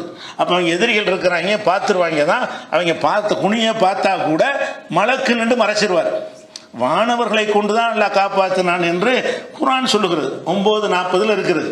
அப்போ இந்த சிலந்தி வலையை கொண்டு காப்பாற்றினா சிலந்தி வலை தான் பார்க்க முடியுமே, சிலந்தியை பார்க்க முடியும். ரெண்டாவது புறாவையும் பார்க்க முடியும். அல்லாஹ் என்ன சொல்ற, நீங்கள் பார்க்காத படையை கொண்டு உதவி செஞ்சேங்கிறான். அப்போ பார்க்காத ஒன்றை கொண்டு தான் அல்லாஹ் காப்பாற்றினான் என்று சொல்லும் பொழுது சிலந்தி வலை பின்னது புறாவெல்லாம் பொய். மலக்குகளை கொண்டு கண்ணுக்கு தெரிகிற அளவுக்கு வந்துட்டாங்க. அல்லாஹ் என்ன செய்ய, குனிஞ்சு கூட பார்த்தா கூட தெரியாது. ஏன் தெரியாது? மறைக்கணும்னு நல்லா நினச்சிட்டான். வானவர்களால் அது மறைக்கப்பட்டு போயிடும். அவங்களுக்கு எதுவுமே அங்கே ஒன்றுமே காலி இடம் மாதிரி தெரிகிற மாதிரி அல்லாஹ் நினச்சா காட்டுவான். அப்படி தான் காப்பாற்றன் என்று சொல்கிற காரணத்தினால இந்த ஒரு சம்பவம் என்ன செய்ய, கண்ணுக்கு தெரியாத படை என்பதில் இருந்து இந்த விஷயம் பொய்ங்கிறது விளைவிக்கிறோம். அதனால் அந்த குகையில் அப்படி தங்கி இருந்துட்டு பிறகு என்ன செய்கிறாங்கன்னா மறுபடியும் கிளம்புறாங்க. அவங்கெல்லாம் வந்துட்டாங்க. யார்? அந்த ஒரு ஆள்கிட்ட நியமித்து வச்சுருந்தாங்கல்ல, அந்த முஸ்லீம் அல்லாத ஒரு ஆள், அவர் கரெக்டாக ஒட்டகத்தை கொண்டு வந்துடுறாரு. இவரும் வந்துடுறாரு. இவரே வர சொல்லிட்டாங்க. யார? அடிமை அந்த ஆமீர் இருந்தார் இல்லையா, அவர் 2 பேர் வந்துட்டாங்க. அந்த 3ஆவது நாள் வந்த உடனே 2 ஒட்டகத்தில் 4 பேருமா தான் புறப்படுறாங்க. ஒட்டகம் 2, ரசூலுல்லாஹ் அபூபக்கர் ஒரு ஒட்டகத்தில், அந்த வழிகாட்டி இருக்கார்ல அவரும் அந்த இன்னொருத்தர் ஆமீர் என்ன செய்கிறாங்க, ஒட்டகத்தில் ஏறி அந்த அவர் வழிகாட்டணும்ல, வழிகாட்டுறதுக்காக என்ன செய்கிறாருன்னா அவங்களும் கூட வர்றாங்க. எந்த வழியாக? அவருக்கு அந்த பாதையெல்லாம் தெரியும். குறுக்கு நேரடி பாதைன்னா எல்லாருக்கும் தெரியும், குறுக்கு வழிகள்னா சிலருக்கு தான் தெரியும். இங்கிட்டு போய் சுற்றி கித்திட்டு போகிற வழிகள் தெரியும். இவர் அந்த பாதையை நல்லா அறிஞ்சவர். இவர் என்ன செய்கிறாருன்னா அந்த குறுக்கு வழியில் கடலோரமாக போய் இங்கிட்டு சுற்றி இவங்க எல்லாம் வராத அளவுக்கு கொண்டு போய் மதீனாவுக்கு நெருக்கமாக விட்டு திருப்பிடுறாங்க. இவங்க 2 பேர் வந்துடுறாங்க. இனிமேல் பிரச்சனை இல்லை, இதான் மதீனா போங்க என்கிற அளவுக்கு அவங்களும் என்ன செய்கிறாங்க, கூட வர்றாங்க. ஆனால் மதீனாவுக்கு போகையில் அவங்கள காணாம். ஹதீஸில் வரும்பொழுது இவங்க 2 பேரும் சேர்ந்து கூட போனாங்கன்னு வருது. ஆனால் மதீனாவுக்கு வந்த சம்பவத்தில் இப்போ நுழையும் போது பார்த்தீங்கன்னா 4 பேர் வந்தாங்கன்னு சொல்ல மாட்டேங்கிறாங்க. அப்போ இவங்க ஒரு அளவில் கொண்டு விட்டுட்டு திரும்பிட்டாங்கன்னு நம்மளால் விளங்கிக்க வேண்டியது. நேரடியாக அந்த வாசகம் இல்லை. புறப்பட்டது 4 பேர், போய் சேர்ந்தது 2 பேர்னா அந்த 2 பேர் நடுவில் ஒரு தேவையான அளவுக்கு துணைக்கு போயிட்டு இனிமேல் வரமாட்டாங்க அப்படின்னு வந்துடுவாங்க. அப்போ ரசூல் ஸல்லல்லாஹு அலைஹி வஸல்லம் என்ன செய்கிறாங்கன்னா, அப்படி அவங்க விட்டுட்டு போன பிறகு அபூபக்கர் உமர் தான் அபூபக்கர் ரசூலுல்லாஹ் தான் போகிறாங்க. அப்போ தான் ஒரு சுராக்காண்டு ஒரு ஆள் இருக்கார். சுராக்காங்கிற மக்காவில் ஒரு முக்கியமான ஒரு ஆள். அவர் சில ஆட்களோட பேசிக்கிட்டு இருக்கும் பொழுது ஒரு ஆள் இங்கேருந்து வர்றார், மதீனா பக்கத்துலேருந்து வர்றார். வந்து இந்த மாதிரி நீங்கள் தேடிட்டு இருக்கிறீர்கள முகமது, அவரை நான் பார்த்தேன், அவரும் அபூபக்கரும் போயிட்டு இருக்கிறாங்க அப்படின்னா அந்த அந்த இடத்துல 4 பேர் இருக்கல. இந்த சுராக்காவை சந்திக்கும் பொழுது அந்த 2 பேர் அதோடு திரும்பிட்டாங்கன்னு விளங்குது. அப்போ 2 பேரை நான் வந்து பார்த்தேன் என்று என்ன செய்கிறாரு, அவர் இந்த சுராக்காட்ட சொல்கிறார். சுராக்கா என்ன சொல்கிறாருன்னு கேட்டால், இல்லைப்பா அது அவங்க இல்லை, இன்னார் இப்ராஹிம் இஸ்மாயில் ஏதோ ஒரு பேரை சொல்லி நான் தான் பார்த்தேன், இப்போ தான் போனாங்க. ஏன்னு கேட்டால் அவங்க பரிசு அடிச்சிடக்கூடாதான். இவர் வந்து ரசூலுல்லாஹை பார்த்தேன்னு சொன்னால் இவன் போய் என்ன செஞ்சிடக்கூடாது, அந்த ஆளை காட்டி கொடுத்து பரிசை வாங்கிடக்கூடாதுங்கிறதுக்காக வேண்டி இந்த சுராக்கா என்ன சொல்கிறாருன்னு கேட்டால், இல்லைப்பா அது முகமது கிடையாது, எனக்கு தெரியும் தான் 2 பேர் போனாங்க, இன்னும் போனாங்கன்னு பொய்யா 2 பேரை சொல்லி அவங்கள தான் நீ பார்த்துருப்ப அப்படின்னு சொல்லிட்டு அவர் போன பிறகு நைஸாக அந்த கூட்டத்தை நழுவி போய் வீட்டுக்கு போய் வேலைக்காரன் சொல்லி உடனே விட்டாது குதிரையை ரெடி பண்ணு என்று சொல்லி குதிரை எடுத்துகிட்டு வேகமாக குதிரை ஈட்டியெல்லாம் எடுத்துக்கிட்டு வேகமாக என்ன செய்கிறாரு, வர்றார். ரசூலுல்லாஹ்வை பிடிச்சிடலான்னு குதிரையில் வந்தால் பிடிச்சிடலாம், ஏன்னா ஒட்டகத்தில் போகிறாங்க அவங்க. குதிரை வந்து ஒட்டகத்தோட பல மடங்கு வேகமாக வரும். அப்போ ஒட்டகத்தில் அவங்க போயிட்டு இருக்கிறதுனால இவர் குதிரையில் வேகமாக வந்து என்ன செய்கிறாரு, ரசூலுல்லாஹ் வரைக்கும் நெருங்கிட்டார். அந்த 2 பேர் போகிறத நெருங்கிட்டார். அபூபக்கர் திரும்பி பார்த்துட்டாங்க. அல்லாஹ்வுடைய தூதரே, இந்த ஒரு ஆள் வர்ற மாதிரி தெரியுது, நம்மளை வந்து ஒரு ஆள் வர்ற மாதிரி தெரியுதுன்னு சொல்லும் பொழுது அந்த சுராக்கா என்ன செய்கிறாருன்னு கேட்டால், அந்த கிட்ட நெருங்கின உடனே அந்த குதிரை வந்து அவரை பிரட்டி விட்டுருது. சுராக்கா வர்றாரு, ரசூலுல்லாஹ் கிட்ட நெருங்கி எதுக்கு வர்றாரு, அது ஒரு ஆள் ஒன்றும் செய்ய முடியாது, இவர் அம்பு ஏறுறதுலாம் கொஞ்சம் திறமையான ஒரு ஆள், அப்படி செஞ்சு தான் பிடிக்க முடியும். ரசூலுல்லாஹ் பிடிக்க வந்து அவர் 10 பேரோடு வந்திருக்கணும்ல. ரசூலுல்லாஹ்வும் போர் வீரராக இருக்கிறவங்க, அபூபக்கரும் எவ்வளோ வந்தாலும் சமாளிக்கக்கூடிய ஒரு ஆள், இவர் ஒரு ஆள் பிடிச்சிட முடியாது. இவர் நினைக்கிறாருன்னா ஒரு அம்பு எய்து ஏதாவது காயப்படுத்திட்டு அப்புறமேல என்ன செய்யலாம், நம்ம செஞ்சுக்கலாம்னு நினச்சி வர்றாரு. வந்து என்ன செய்கிறாருன்னா, குதிரை கிட்ட கொஞ்சம் தூரத்தில் இருக்கும் பொழுது குதிரை வந்து அவரை பிரட்டி விட்டுருது. இன்னொரு ஹதீஸில் ரசூலுல்லாஹ் துவா செஞ்சாங்கன்னு வருது, இறைவா இந்த குதிரையை வந்து குதிரையிலேருந்து அவனை வீழ்த்துவாயாக துவா செஞ்சதாகவும் அதுவும் புகாரில் வருது, அது விழுந்ததாகவும் வருது. அப்போ விழுந்தவன என்ன செய்யறாங்க, மரம் எந்திரிச்சு இந்த அம்பு வைத்து குறி பார்ப்பாங்க. அது எல்லாரும் கையில் எப்பவும் வச்சுருப்பாங்க. அம்பு வைத்துன்னு செய்கிறது, அம்பில் எழுதுவாங்க, இது வெற்றி தரும் வெற்றி தராதுன்னு 2 அம்பு வச்சுருப்பாங்க. அதில் தூக்கி போடுவாங்க, எது எந்த பக்கம் விழுவுதோ அந்த இது எழுதுற மாதிரி, இந்த சோழி விளையாடுவாங்கள்ல அந்த மாதிரி என்ன செய்வாங்கன்னா, ஒரு அம்பில் வந்து 2 சைடில் 2 எழுதியிருப்பாங்க. நீ போ வெற்றி தரும் வெற்றி தராதுன்னு அம்பை தூக்கி போடுவாங்க, அது கீழே விழுவும். வெற்றி தரும்னா அந்த காரியத்தை நோக்கி போவாங்க, வெற்றி தராதுன்னா ஆஹா நம்ம ரிவர்ஸ் ஆயிருன்னு குறி பார்க்குறது. இந்த குறி பார்க்குற வழக்கம் வந்து குர்ஆனில் இதுக்கு சொல்லப்படுது. அந்த தஸ்தக்ஸிமு பில் அஸ்லாம், அம்புகள் மூலமாக குறி பார்ப்பதும் ஹராமாகும் அல்லாஹ் சொல்கிறான். ஏன் அம்புகள்னு சொல்கிறான்னா, அதை வச்சு அவங்க செஞ்சதுனால, அம்புகளை வச்சு அவங்க குறி பார்த்துக்கிட்டு இருந்ததுனால அதை பற்றி அல்லாஹ் அப்படி சொல்கிறான். அப்போ அந்த அவர் வச்சிருப்பாரா, எல்லாரும் வச்சுருப்பானுங்க. எந்த ஒரு காரியத்துக்கு போனாலும் ஒரு ஏதாவது பிரச்சனை, குதிரை விழுந்துருச்சுல, இப்போ டவுட் ஆகுது, இப்போ நான் போகிற காரியம் வெற்றி தரும், முகமது எனக்கு பிடிக்க முடியுமா பிடிக்க முடியாதான்னு போடுறான். அது பிடிக்க முடியாதுன்னு வருது, முடியாதுன்னு வருது. இருந்தாலும் நம்ம இதை கேட்கக்கூடாதுன்னு சொல்லி மறுபடி அந்த ஜோசியத்தையும் பார்க்குறான். ஜோசியத்தின் மூலமாக அவரை பிடிக்க இயலாதுன்னு அவருக்கு ஒன்றும் செய்ய முடியாது, ஒன்றால் தீங்கிழைக்க முடியாதுன்னு அந்த வாசகம் வந்துருச்சு. ஆனால் அதை நம்பாமல் என்ன செய்யறான், மறுபடியும் அதை சுறாக்கா திருப்பி வர்றாரு. வந்தோடனே மறுபடியும் எனக்கு குதிரையுடைய கால் வந்து மணலுக்குள்ளே புதைஞ்சிருச்சு 2வது தடவை. அப்போ புதைஞ்சோடனே மறுபடியும் கீழே விழுந்துட்டார். ஆஹா இது சரியாக வராது, நமக்கு ஏதோ நமக்கு இறைவனுடைய ஒரு தடை தான் இருக்குது, அது விளங்கிட்டார். நமக்கு அங்கேயும் நம்ம கீழே விழுந்துட்டோம், இப்போ குதிரையுடைய கால் பதிஞ்சு போச்சு, இனிமேல் நம்ம இந்த முயற்சியை தொடருவது நல்லது இல்லை அப்படின்னு அதை விளங்கிக்கிட்டு அப்போ ரசூலுல்லாஹ்ட்ட சத்தம் போட்டு கூப்பிட்றாரு, நில்லுங்க நில்லுங்கன்னு கூப்பிட்டு அவர் பேச்சுவார்த்தை நடத்துகிறார். என்ன பேச்சுவார்த்தைன்னா, உங்கள் 2 பேருக்கும் பெரிய விலையை நிர்ணயிச்சிருக்கிறாங்க, அது மக்கள்லாம் தேடிக்கிட்டு இருக்கிறாங்க, அதனால நீங்கள் கவனமாக போய் சேருங்க, உங்களுக்கு எதுவும் வேணும்னா நான் ஏதாவது தரேன்னு சொல்லி உணவுகள்லாம் கொடுக்குறாரு. ரசூலுல்லாஹ் வாங்க மாட்டேன், ஒன்றும் வேணாம், நீ எங்களுக்கு செய்கிற உதவி என்னன்னு கேட்டால், இங்கே எங்களை பார்த்தோங்கிறத சொல்லாரு, நீ ஊருக்கு போய் இந்த மாதிரி முகமது போயிட்டுருக்கிறாரு, ஏன்னா அவங்க நினச்சிட்டாங்க இப்போ சேர்ந்துருப்பாருன்னு. அது 3 நாள் ஆச்சுல, அவங்க கணக்கு என்னன்னு கேட்டால் நம்மளை தப்பிச்சுன்னு போயிட்டு இனிமேல் ஒன்றும் முடியாதுன்னு அவங்க நினச்சிக்கிட்டு இருக்கிறாங்க. நீ போய்கிட்டு இந்த வழியில் போய்கிட்டு இருக்கிறாங்கன்னு சொன்னீங்கன்னா அது கூட்டமாக வந்துடுவாங்கங்கிறதுக்காக என்ன செய்கிறாங்கன்னா, நீ அதை செஞ்சிடாத அப்படின்னு அவங்கள்ட்ட சொன்னவொன்னு அவர் என்ன செய்றாரு, நான் செய்யலை, ஆனால் எனக்கு அவர் மனசில் சொல்கிறாரு, நான் நினைத்தேன் இவருடைய கை இனிமேல் ஓங்கிரும். சுராக்கா சொல்கிறார், நான் நினைத்தேன் இவருடைய கை இனிமேல் ஓங்கிரும். இவர் ஏன்னு கேட்டால் நம்மளை பிடிக்க போகிறோம், அல்லாவுடைய ஒரு உதவி இருந்து நம்ம குதிரையை கூட பிரட்டி விடுதுன்னா கண்டிப்பாக இவர் ஒரு அல்லாவுடைய தூதருங்கிறது சரியாக தான் தெரியுது. ஒருவேளை இவர் ஜெயிச்சிருவாருன்னு நினச்சிக்கிட்டு நான் என்ன செஞ்சேன்னு கேட்டால், எனக்கு ஒரு அபய பத்திரம் எழுதித்தாங்க அப்படின்னு கேட்டேன்னு சொல்கிறார். அப்போ அபய பத்திரம் எழுதி கொடுக்குறாங்க, இவருக்காக வேண்டி ஒரு அபய பத்திரம் மாதிரி எழுதி கொடுக்குறாங்க. அந்த எழுதி கொடுக்கும்போது இந்த ஆமீரையும் சேர்த்து ஒரு ஆமீரை கூப்பிட்டு எழுத சொன்னாங்கன்னு வருது. இந்த எழுதி கொடுக்கும்போது புகாரில் வரும்பொழுது ஆமீர் அந்த அடிமை இருக்கார்ல, இந்தாப்பா நீ அவருக்கு எழுதி கொடு பத்திரம்னு சொன்னோன்னே அந்த தோளில் எழுதி கொடுக்குறார். அதாவது இஸ்லாமிய ஆட்சி நாளைக்கு வந்துச்சுன்னு சொன்னால் எனக்கு எந்த இடைஞ்சலும் வரக்கூடாது, என்னை உரிய முறையில் கண்ணியமாக நடத்தணும்னு சொல்லி ஒரு உடன்படிக்கை அது எழுதி கொடுப்பாடுறாங்க. அதை எழுதி வாங்கிட்டார். எழுதி வாங்கின பிறகு ரசூல் ஸல்லல்லாஹு அலைஹி வஸல்லம் என்ன செய்கிறாங்கன்னா, அந்த மதீனாவை நோக்கி அவங்க 2 பேரும் போயிடுறாங்க. இது அந்த ஹிஜ்ரத்து பயணத்துடைய விஷயம். இந்த எழுதி வாங்கினார்ல, இதில் ஒரு விஷயம் இருக்குது. இவர் எழுதி வாங்கினதை கொண்டே பத்திரமா வச்சிருந்து ஒரு ரசூல் ஸல்லல்லாஹு அலைஹி வஸல்லம் ஹஜ்ஜிக்கு போகும்போது ஜெர்ரானாங்கிற ஒரு இடத்துல இருப்பாங்க. அப்போ வந்துடுவார் அதை கொண்டுட்டு. இவர் கை வாங்கிடுச்சு இனிமே உள்ளே வருவார், மக்கள் விட மாட்டாங்க, போம்பாங்க. நான் ரசூல்லா அந்த சீட்டத்தையும் காட்டி இந்த எழுதி இந்த பேப்பரை காட்டி என்கிட்ட கடிதம் இருக்குது என்னை கூப்பிட்டு உள்ளே கொடுங்க அவர் சொல்லுவார். ரசூல்லா வர சொன்னோன்னே என்னப்பான்னு கேட்கும் பொழுது, இந்த மாதிரி நீங்கள் எழுதி தந்தது நான் தான் சுராக்கான்னு சொன்ன உடனே அப்போ ரசூல்லா என்ன செய்வாங்க, இது நாங்கள் வாக்கை நிறைவேற்றக்கூடிய நாள், உனக்கு என்ன வாக்களித்தோமோ அது நிறைவேற்றக்கூடிய நாள் என்று ரசூல்லா சொல்லுவாங்கன்னா இதை செஞ்சுருக்காங்கன்னு வழங்குது. நிறைவேற்றக்கூடிய நாள்னு சொன்னாங்கன்னு மட்டும் வருகிறது. அவருக்கு தேவையான சில உதவிகள்லாம் செஞ்சுருப்பாங்க. அதுக்கு பிறகு மக்கா வெற்றியில் அவர் இஸ்லாத்துக்கு வந்துடுறாரு. சுராக்கா என்பது வந்துடுறாரு. இந்த சுராக்கா சம்பந்தமாகவும் ஒரு கதையை சொல்லுவாங்க வழக்கமாக.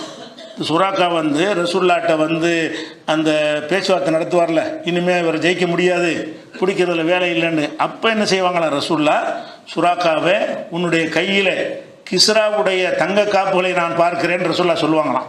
இது நிறைய பயான்கள் அஜத் மாதிரிலாம் சொல்லியிருப்பாங்க. சுராக்காட்ட ரசூல்லா சொல்லுவாங்களாம், சுராக்காவே உன் கையில் கிஸ்ராவுடைய மன்னர் இருக்கார்ல, பாரசீக மன்னருடைய கையில் இருந்த தங்க காப்புகளை உன் கையில் நான் இப்போ பார்க்குறேன்ற ரசூல்லா சொல்லுவாங்க. அதோட அவர் என்னென்னு போயிடுவார். அதோட அதுக்கு பிறகு உமர் ரலியல்லாஹு அன்ஹு காலத்தில் அந்த பாரசீகத்தை வெற்றி பெறுவாங்க. வெற்றி பெற்றவுடனே அந்த பாரசீக மன்னருடைய எல்லாத்தையும் கொண்டு வரும் பொழுது அந்த காப்பு எங்கன்னு கேட்பாங்க உமர் ரலியல்லாஹு அன்ஹு. இது ஒரு சம்பவம் எழுதி வச்சிருக்கிறாங்க. அந்த காப்புகளை கொண்டு வந்தவுடனே அந்த சுராக்காவை கூப்பிடு என்று கூப்பிட்டு இந்த 2 காப்பையும் இதை அவர் கையில் ரசூல்லா அப்போ ஒன்று பார்த்துருக்காங்கன்னு சொன்னாங்கல்ல, அதை நான் மெய்ப்படுத்த போகிறேன்ட்டு அந்த காப்பை என்ன செய்வார், சுராக்காவுக்கு அனுப்பிப்பாரான். உமர் என்ன செய்வாராம், இந்த கிஸ்ராவுடைய மன்னரை ஜெயிச்சு அவருடைய காப்புகளை தங்க காப்பை எடுத்து அதை சுராக்கா கையில் மாட்டி விடுவாங்க. ஏன்னு கேட்டால் ரசூல்லா அப்போ இதை முன்னறிவிப்பாக செஞ்சுட்டாங்க, உன்னுடைய கையில் சுராக்காவுடைய தங்க காப்பை பார்க்குறேன்னு. இப்படி ஒரு சம்பவத்தை ரொம்ப ருசிகரமாக கொஞ்சம் முன்ன பின்ன பறக்கத்தை சேர்த்து என்ன செய்வாங்க, பயான்கள்லாம் இதை சொல்லுவாங்க. இந்த சம்பவத்தை சொல்கிறது யாருன்னு பார்த்தீங்கன்னா, இதை ஹசன் பசரிங்கிறவர் தான் 3 இடத்துல இந்த அறிவிப்பு வருது. அதில் ஒரு அறிவிப்பு என்ன வருதுன்னா, ஒரு நூல்களில் ஹசன் பசரி இதை சொன்னார்கள் என்று வருகிறது.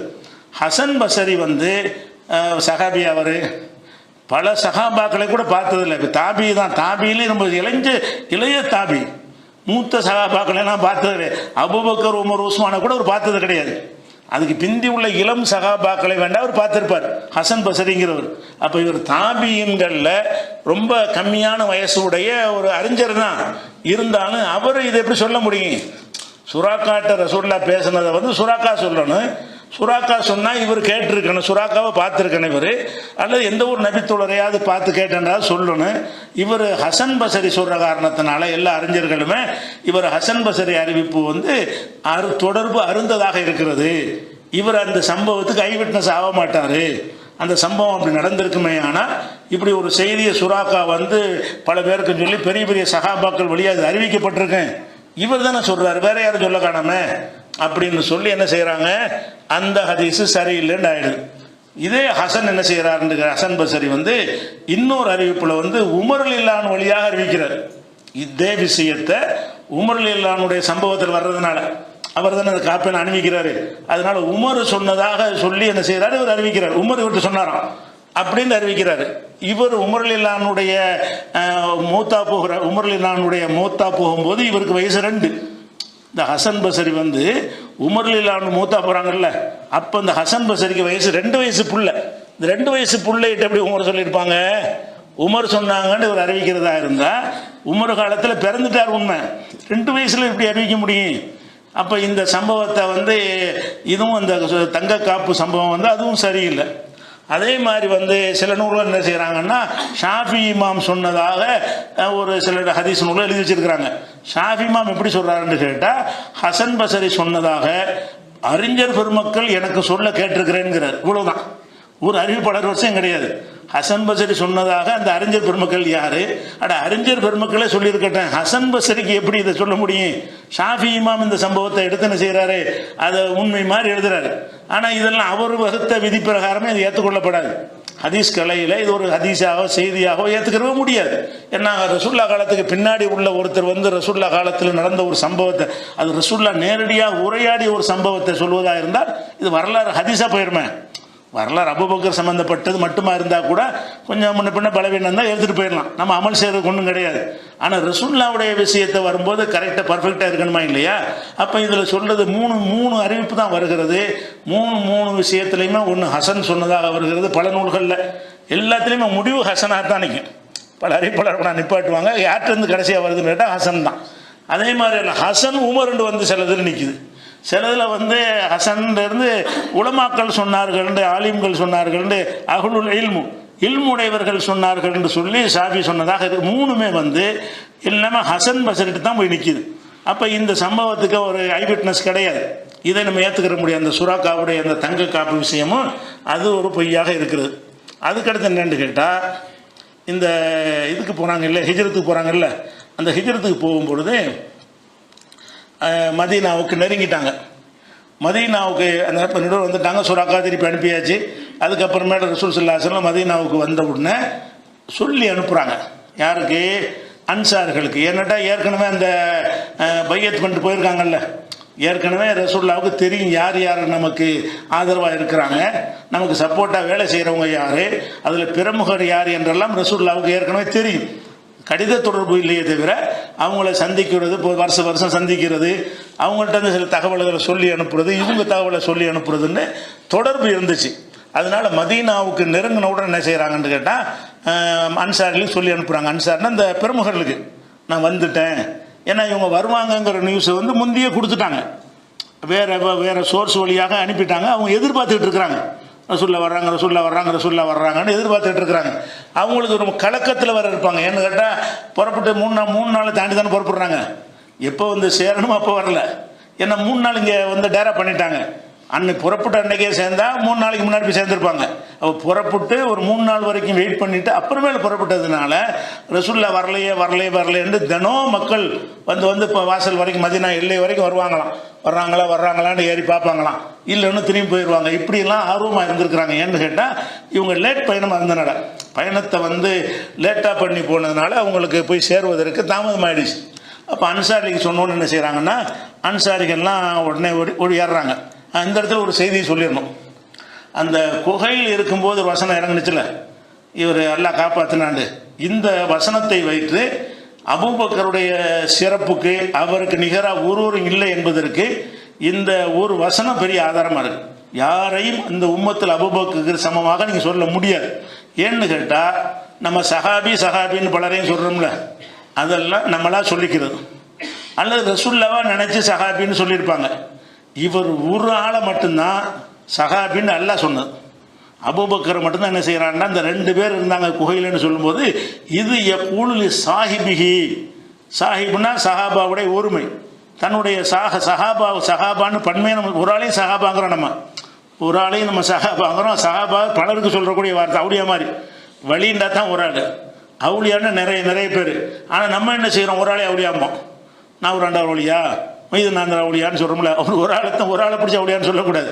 நமக்கு மொழி தெரியாததுனால அவுளியாங்கிற சொல்ல வந்து ஒரு ஆளுக்கு சொல்கிறாருந்தா வழின்னு சொல்லணும். அதுக்கு ஒளினா இறை நேசர், அவுளியான்னா இறை நேசர்கள். சஹாபான்னா தோழர்கள், சாஹிபுன்னா தோழர். அப்போ ஒரு ஆளுக்கு சொல்கிறது சாஹிபு தான். அப்போ அல்லாஹ் என்ன செய்கிறான்னா, இது யகூலி சாஹிபிஹி, தனது தோழருக்கு இவர் சொன்னார். முகம்மது வந்து தன்னுடைய குகையில் வைத்து கொண்டு தோழருக்கு சொன்னார்னு வருது, கவலைப்படாதன்னு சொன்னார்னு. அப்போ குரானில், ஒட்டுமொத்த குரான்லேயே ஒருவரை தோழர், ரசூலுல்லாவுக்கு தோழர் என்று சொன்னது ஒரு ஆள் தான். தோழருங்கிற சர்டிஃபிகேட் அல்லாஹ் தோழர்னு சொல்லிட்டான்னு அது மாறாதுல்ல. ரசூலுல்லா தோழர் நம்பியிருப்பாங்க, நிறைய பேர் அவர்களுக்கு தடுக்கப்பட்டுருவாங்க. ரசூலுல்லா பல பேரை தோழர் நினச்சிருப்பாங்க. ஹவுலுல் கௌசர் வரும்போது மலக்குமார்கள் தடுப்பாங்க, அவங்கள விடுங்க விடுங்கன்னு ரசூலுல்லா சொல்லுவாங்க. அப்போ மலக்குமார் என்ன செய்வாங்க, உனக்கு தெரியாது, யா முஹம்மத் லா தத்ரி மா அஹதஸு பஅதக, உனக்கு பிறகு இவர்கள் என்ன செஞ்சார்கள்னு உனக்கு தெரியாது என்று அந்த மலக்குமார்கள்லாம் சொல்லிடுவாங்க. ரசூலுல்லா அஸ்ஹாபி அஸ்ஹாபிம்பாங்க. அப்போ ரசூலுல்லாவே சஹாபின்னு பலர் நினைச்சா கூட சஹாபியே இல்லாமல் இருக்கலாம். வஹீல் அறிவித்தது தான் சஹாபி கன்ஃபார்மாக சொல்ல முடியும். அவங்களா கணிச்சு நம்ம தோழராக இருக்காரு, அப்படி இஸ்லாத்துக்கு வந்துட்டாருன்னு நினைத்திருந்தாங்கன்னு வைங்க, அது தவறாக கூட இருக்கலாங்கிறது முதல் நாள் உரையிலே நம்ம விலைக்கு சொல்லியிருக்கிறோம்.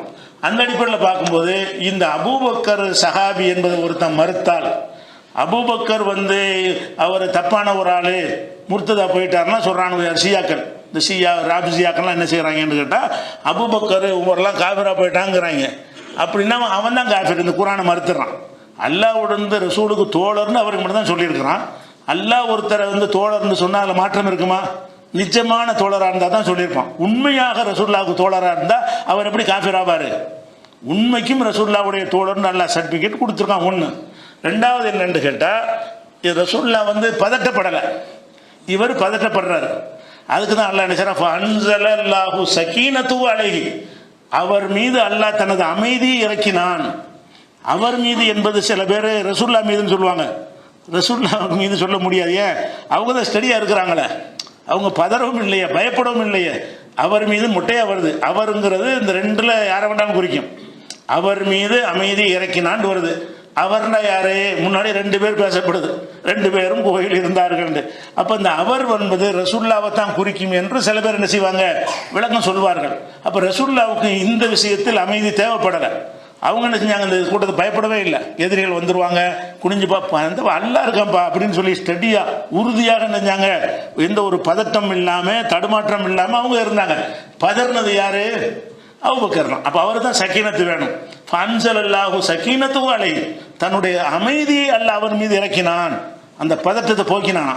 அப்போ இவருடைய பதட்டத்தை போக்குவதற்கு அல்லாஹ் ஒரு முயற்சி செஞ்சான எந்த இடத்துல அல்லாஹ் வச்சிருக்கிறான். இவர் நல்லடியார். அபூபக்கருடைய அபூபத்தை சுஹபத்தையும் அவருடைய ஈமானையும் யார் சந்தேகப்பட்டாலும் அல்லாஹ்வை சந்தேகப்படுறாங்க.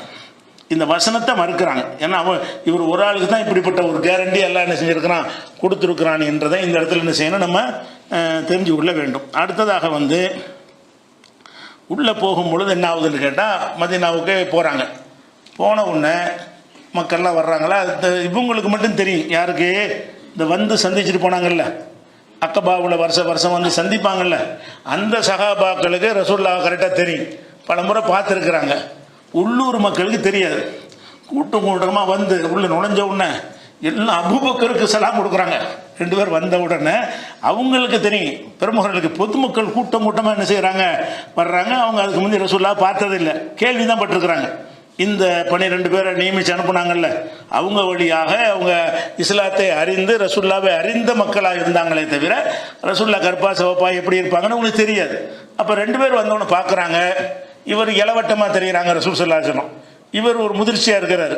அபூபக்கருடைய தோற்றம் எப்படி இருக்குன்னு கேட்டால், ஒரு முதியவர் மாதிரி, ஒரு பழுத்த பழம் மாதிரியான தோற்றத்தில் அவர் இருக்கிறார். முடியெல்லாம் நரைச்சி போனவராக, முடிக்கு சாயம் போட்டவராக அவர் இருக்கிறார். ரசூலுல்லாஹ் பார்க்குறாங்க, எல்லாம் முடியெல்லாம் கருப்பாக இருக்குது. ஒரு இளைஞர் மாதிரியான, அப்போ இளைஞர் இல்லை, 53 வயசு, 53 வயசுன்றாலே இளைஞர் மாதிரி அவங்க இருக்கிறாங்க பார்த்தா. அப்போ ஒருத்தர் இறை தூதர்னு நினைக்கிறவங்க யாரை முடிவு பண்ணுவாங்க மக்கள்? பெரிய மனுஷனா. அது போக என்னன்னு கேட்டால், அந்த போகும்போது ரசூலுல்லாஹ் வந்து முன்னாடி உட்காந்து அபூபக்கர் பின்னாடி வச்சு ஓட்டிகிட்டு போகிறாங்க. ஓட்டி போனால்தான் பின்னாடி வர்றவர் தான் ஓனராக இருப்பார், டிரைவர் ஓனராக இருக்க மாட்டார். அப்போ ஒட்டகத்தில் போகும்போது கூட எப்படி வர்றாங்கன்னா, பின்னாடி அபூபக்கர், ஒட்டகத்தில் ரசூலுல்லாஹ் முன்னாடி உட்காந்து ஓட்டிகிட்டு போகிறாங்க. ஓட்டிகிட்டு போனதுனால எல்லாத்தையும் பார்க்குறாங்க. வயசை பார்த்தாலும் இவர் தான் பெரிய ஆளாக தெரிகிறாரு, இது சின்ன பிள்ளை மாதிரி இருக்காரு, அவருடைய உதவியாளர் கூட இருக்குது அப்படின்னு சொல்லி எல்லாம் ரசூலுல்லாஹ்ட்ட வந்து கையை கொடுக்குறாங்க. ரசூலுல்லாஹ் பேசாமல் உட்காந்துருக்குறாங்க. வந்து அந்த இடத்துல போனவுடனே என்ன செய்கிறாங்க, ரசூல் ஸல்லல்லாஹு அலைஹி வஸல்லம் பேசாமல் உட்காந்துரு. நான் தான் ரசூலுல்லாஹ்னு சொல்லலை, அவங்க அபூபக்கர்ட்ட கையை கொடுத்து ரசூலுல்லாஹ் நினைச்சு அஸ்ஸலாமு அலைக்கும் அஸ்ஸலாமு அலைக்குங்கிறாங்க. அப்போ என்ன செய்கிறாங்கன்னா, சரியான வெயில், பகல் நேரத்தில் போய் சேர்றாங்க. சரியான வெயில் நேரத்தில் வந்தவுடனே ரசூலுல்லாஹ்வுக்கு இந்த வெயில் தாங்க முடியலன்னவுடனே அபூபக்கர் என்ன செய்கிற, தன்னுடைய மேலாடை எடுத்து அவங்க மேலே வெயில் படாமல் போத்துறாரு. அப்போ தான் இவங்களுக்கு தெரியுது, ஆடா இவர் தான்டா ரசூலுல்லாஹ் இருப்பார், நம்ம ஏமாத்துட்டாங்க. அவங்க மேலே வெயில் படுறதுக்கு இவர் என்ன செய்கிறார், போய் போத்துறாருன்னொன்னே தான் அப்புறமேலே இவங்க ரசூலுல்லாஹ்வான்னு விளங்கிக்கிறாங்க. அப்போ ரசூல் ஸல்லல்லாஹு அலைஹி வஸல்லம் அவர்கள் வந்து ஒரு முதியவர் மாதிரி தெரிய மாட்டாங்க. மூத்தா போகிற வரைக்கும் கூட என்ன செய்வாங்க, ஒரு இளைஞர் மாதிரியான ஒரு தோற்றத்தில் இருப்பார்கள்.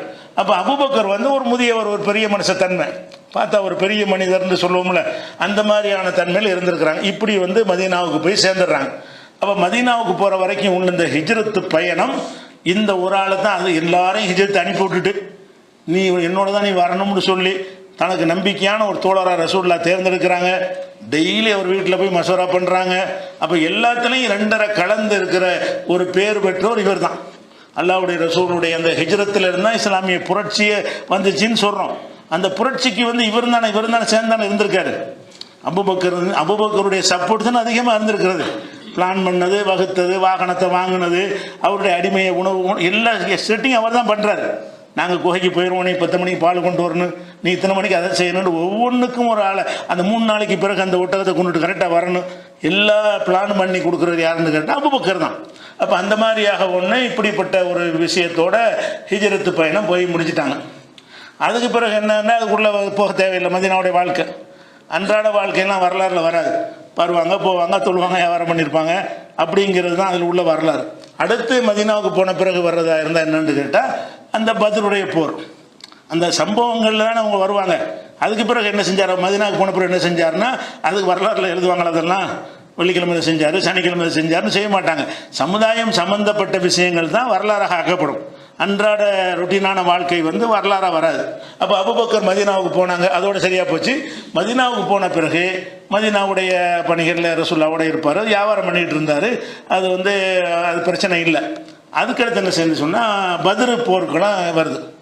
இந்த பத்ரு போர்க்களத்தை பொறுத்த வரைக்கும், இந்த பத்ர் வந்து திட்டமிடாமல் நடந்த ஒரு போர்னு சொன்னால் என்ன செய்யணும், ஏற்கனவே பிளான் பண்ணி படையை தயாரித்து ஆயுதங்களை தயாரித்து எத்தனை நாளைக்கு சண்டை நடக்குமோ அதுக்குரிய உணவுகள்லாம் தயார் பண்ணி அதுக்கு தகுதியான படையை பொறுக்கி எடுத்து இப்படித்தான் என்ன செய்வாங்க, போருக்கு தயாரிக்குவாங்க.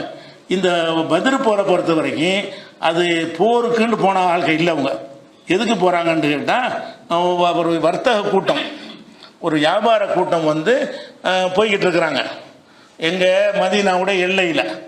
இது ரசூலுல்லாஹ் கேள்விப்படுறாங்க. அப்போ ரசூலுல்லாஹ் என்ன செய்கிறாங்கன்னா, இவன் எப்படி எங்கள் எல்லைக்கு வரலாம், ஒரு நாடு, இவங்க ஒரு நாடு, மதீனாங்கிறது ஒரு நாடுன்னு உருவாக்கிட்டாங்க.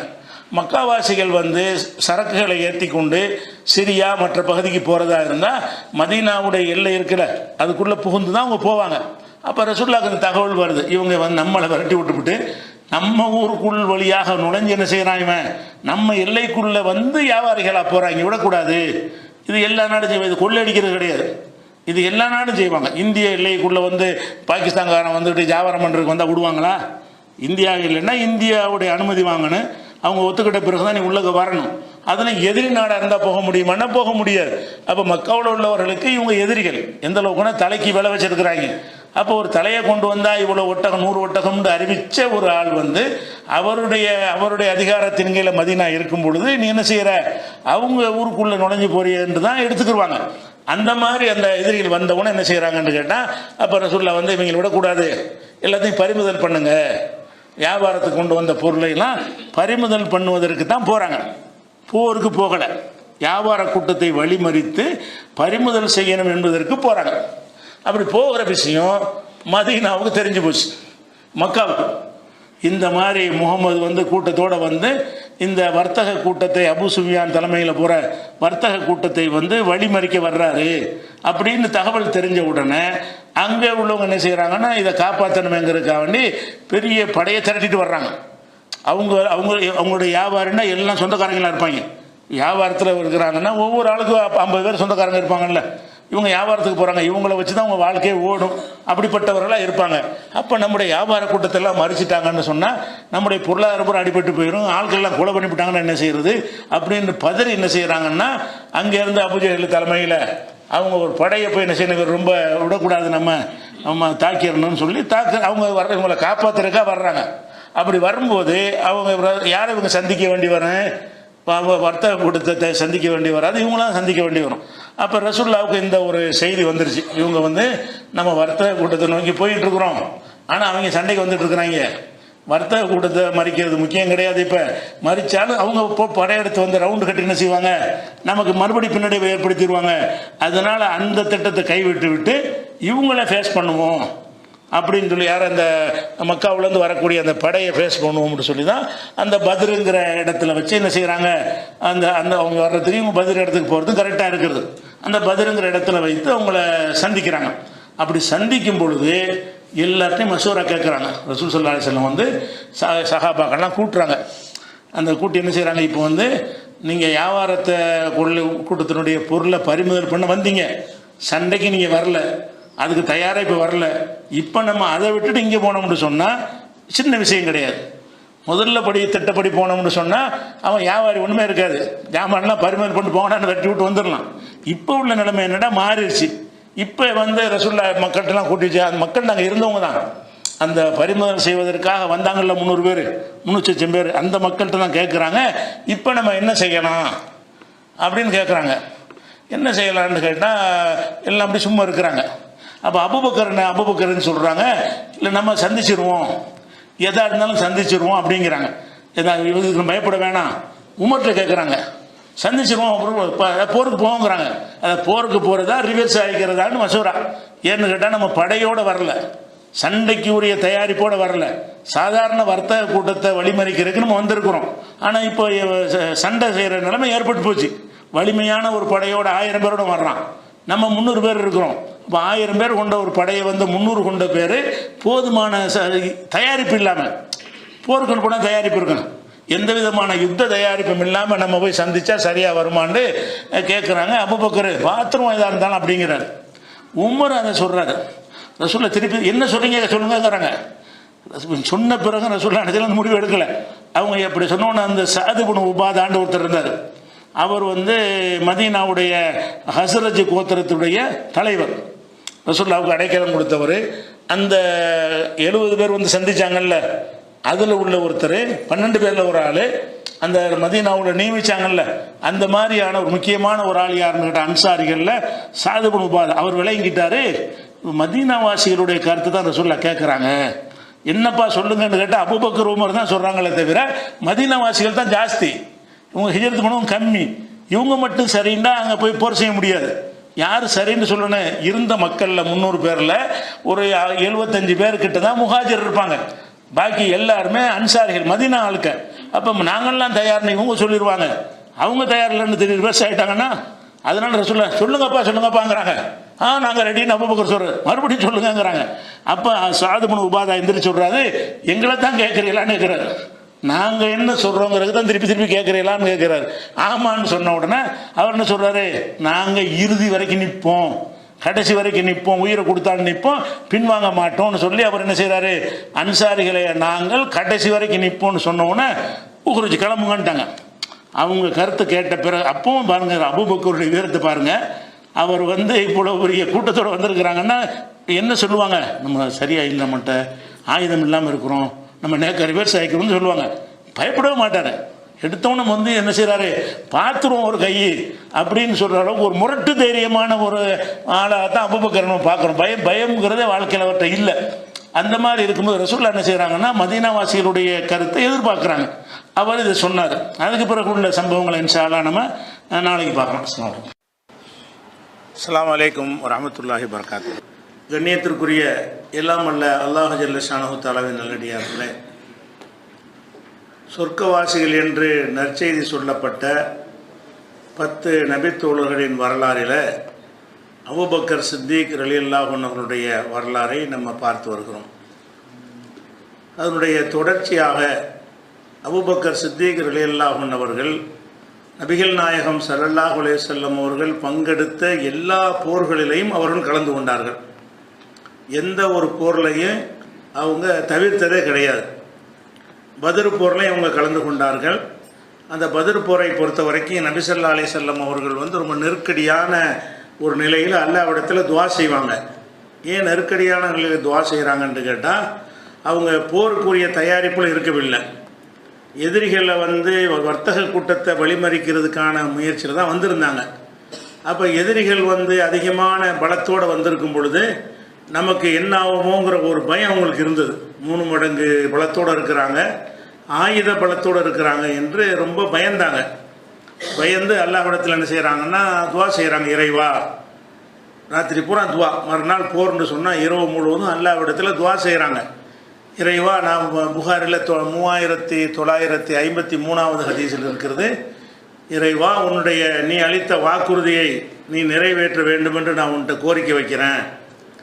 நீ எனக்கு உதவி செய்யவில்லை என்றால் உன்னை யாருமே வணங்க ஆள் இருக்க மாட்டாங்க. ஏன்னா இவங்க ரசூல் ஸல்லல்லாஹு அலைஹி வஸல்லம் இத்தனை வருஷமாக கஷ்டப்பட்டு உண்டாக்குன கூட்டம் உழவு தான். எல்லாத்தையும் கொண்டு போயாச்சு.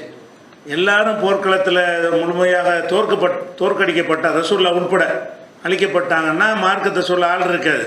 அப்போ உன்னை வணங்குறதுக்கு ஆட்கள் எல்லாம் போயிடும்னு சொல்லி அப்போ ரசூல்லா துவா செய்கிறான். அல்லாஹும்ம இன் ஷிஅத லம் துஅபத், அல்லாஹ்வே நீ நாடினால் நீ வணங்கப்படாமல் கூட போயிடலாம், அதனால எப்படியாவது உதவி செய் என்று என்ன செய்கிறாங்கன்னா அழுது கேட்குறாங்க. அப்போ அருகில் அபூபக்கர் தான் இருக்கிறாங்க. மற்றவங்கெல்லாம் அவங்கவுங்க ரெஸ்ட் எடுக்க ஓய்வுக்கு போயிட்டாங்க. ரசூல் ஸல்லல்லாஹு அலைஹி வஸல்லம் அழுது கொண்டே இருக்கும் பொழுது பக்கத்தில் இருந்த ஆள் யாருன்னு கேட்டால் அபூபக்கர் தான். அவங்க என்ன செய்கிறாங்க, உடனே ரசூலுடைய கையை பிடிச்சி ஹஸ்புக்க போதுங்கிறாங்க. அப்போ எவ்வளோ துவா செஞ்சுருப்பாங்கன்னு பாருங்கள். துவாவுடைய அளவு திருப்பி அழுது ரசூல் ஸல்லல்லாஹு அலைஹி வஸல்லம் மன்றாடுகிறார்கள். அப்போ என்ன செய்கிறாங்க, அபூபக்கர் பக்கத்தில் இருக்க போய் ரசூலுல்லாவுடைய கையை பிடித்து கொண்டு ஹஸ்புக்க போதும் இதுக்கு மேலே துவா செய்யாதீங்க அப்படின்னு சொன்னதாக புகாரில் 3953வது ஹதீஸில் இருக்கிறது. அதே மாதிரி இதில் இன்னொரு ஹதீஸில் என்ன வருதுன்னா, முஸ்லீமில் வரும் பொழுது ரசூல் ஸல்லல்லாஹு அலைஹி வஸல்லம் இதே மாதிரி துவா செய்யும், இதே விஷயந்தான். துவா செய்யும் பொழுது கிப்லாவை நோக்கி அல்லாஹ்விடத்தில் துவா செஞ்சுக்கிட்டே இருக்கிறாங்க. அவங்க தோளில் போட்டிருந்த மேலாடை கீழே விழுந்துருச்சு. அந்த அழுது கேட்கும் பொழுது அவங்களுடைய உடல் நடுங்கி அவங்க மேனியில் இருந்த மேலாடை கீழே விழுந்துருச்சு. உடனே அபூபக்கர் என்ன செய்கிறாங்கன்னா அந்த மேலாடை எடுத்து ரசூலுல்லாவுடைய தோள் மேலே போட்டுட்டு அவங்க நடுங்கிறதுனால பின்புறம் வந்து ரசூலுல்லாவை கட்டி அணைத்து கொண்டு, யா நபி அல்லாஹ்வுடைய நபியே, கஃபாக்க முனாஷதத்துக்கு ரப்புக்க, உமது இறைவன்கிட்ட நீங்கள் வேண்டியது போதும், ரொம்ப வேண்டியிருக்கிறாங்க, போதும்னு சொல்கிற அளவுக்கு வேண்டியிருக்கிறாங்க. ஏன்னா இப்போ இன்னஹு சயுஞ்சு சிலக்க மாதக, உங்களுக்கு வாக்களித்ததை அல்லாஹ் நிச்சயம் நிறைவேற்றுவான். ரசூல் தான் எல்லாத்துக்கும் ஆறுதல் சொல்லுவாங்க. பொதுவாக ரசூல்மார்கள் தான் மக்களுக்கு என்ன செய்வாங்க, நடக்குமா நடக்காத என்ன ஆகும்னு சொல்லுவாங்க. இப்போ ரசூல் ஸல்லல்லாஹு அலைஹி வஸல்லத்துக்கு அவங்க ஆறுதல் சொல்கிறாங்க, துவா அல்லாஹ் ஏற்றுக்குறோம், நீங்கள் கவலைப்படாதீங்க, அல்லாஹ் உங்களுக்கு வாக்களித்து நிறைவேற்றுவான் என்று சொல்லி அவங்க சொன்னதாக இந்த செய்தி முஸ்லீமில் வருகிறது. அப்போ அந்த பத்ர் போரில் அவங்க கலந்து கொண்டாங்க என்பதற்கு தான். நம்ம பத்ர் போருடைய வரலாறு நம்ம படிக்கலை. அபூபக்கர் அவர்கள் அந்த பத்ர் போரில் பங்கெடுக்கிறாங்க. அந்த பத்ர் போர்லையும் ரசூலுல்லாவோட பக்கத்தில் இருந்தது இவங்க தான். இந்த எல்லாரும் இரவுல தூங்க போகும் பொழுது ரசூல்லா என்ன செய்கிறாங்கன்றே கவனித்துக்கிட்டு இருக்கிற அளவுக்கு நெருக்கம், அதில் நெருக்கமாக இருந்தார்கள் என்பது இந்த 2 செய்தியில் இருந்தும் நாம் அறிந்து கொள்கிறோம். அடுத்ததாக இந்த பத்ர் போரில் வீர தீரமாக போராடினாங்க. அந்த விஷயம்லாம் தனிய விஷயம். பத்ர் போரில் ஜெயிச்சிடுறாங்க. அவங்களுடைய எண்ணிக்கை அதிகமாக இருந்தாலும் முஸ்லீம்களுடைய எண்ணிக்கை குறைவாக இருந்தாலும் ஜெயிச்சிடுறாங்க. ஜெயிச்சது இந்த எண்ணிக்கையை கொண்டு கிடையாது. ஏன்னா அல்லாஹ் வாக்களிச்சிருந்தா உங்களுக்கு மலக்குமார்களை இறக்கி உங்களுக்கு உதவி செய்வேன் அப்படின்னு நல்லா வாக்களிச்சிருந்தா அதைத்தான் ரசூலுல்லாஹ் துஆவும் கேட்டாங்க, உன்னுடைய வாக்கை நிறைவேற்றுன்னு சொல்லி. அப்போ வானவர்களை இறக்கி அல்லாஹ் என்ன செஞ்சான், அந்த போகிற அவங்க எதிரிகள் பார்த்தாங்கன்னா அந்த 300 3000 தெரியுது. பெரும் கூட்டம் நிற்கிற மாதிரியான ஒரு நிலைமையை ஏற்படுத்தி தான் எதிரிகள் பெரும் சக்தியோட பலத்தோடு வந்திருந்தும் கூட தோற்று ஓடினார்கள்.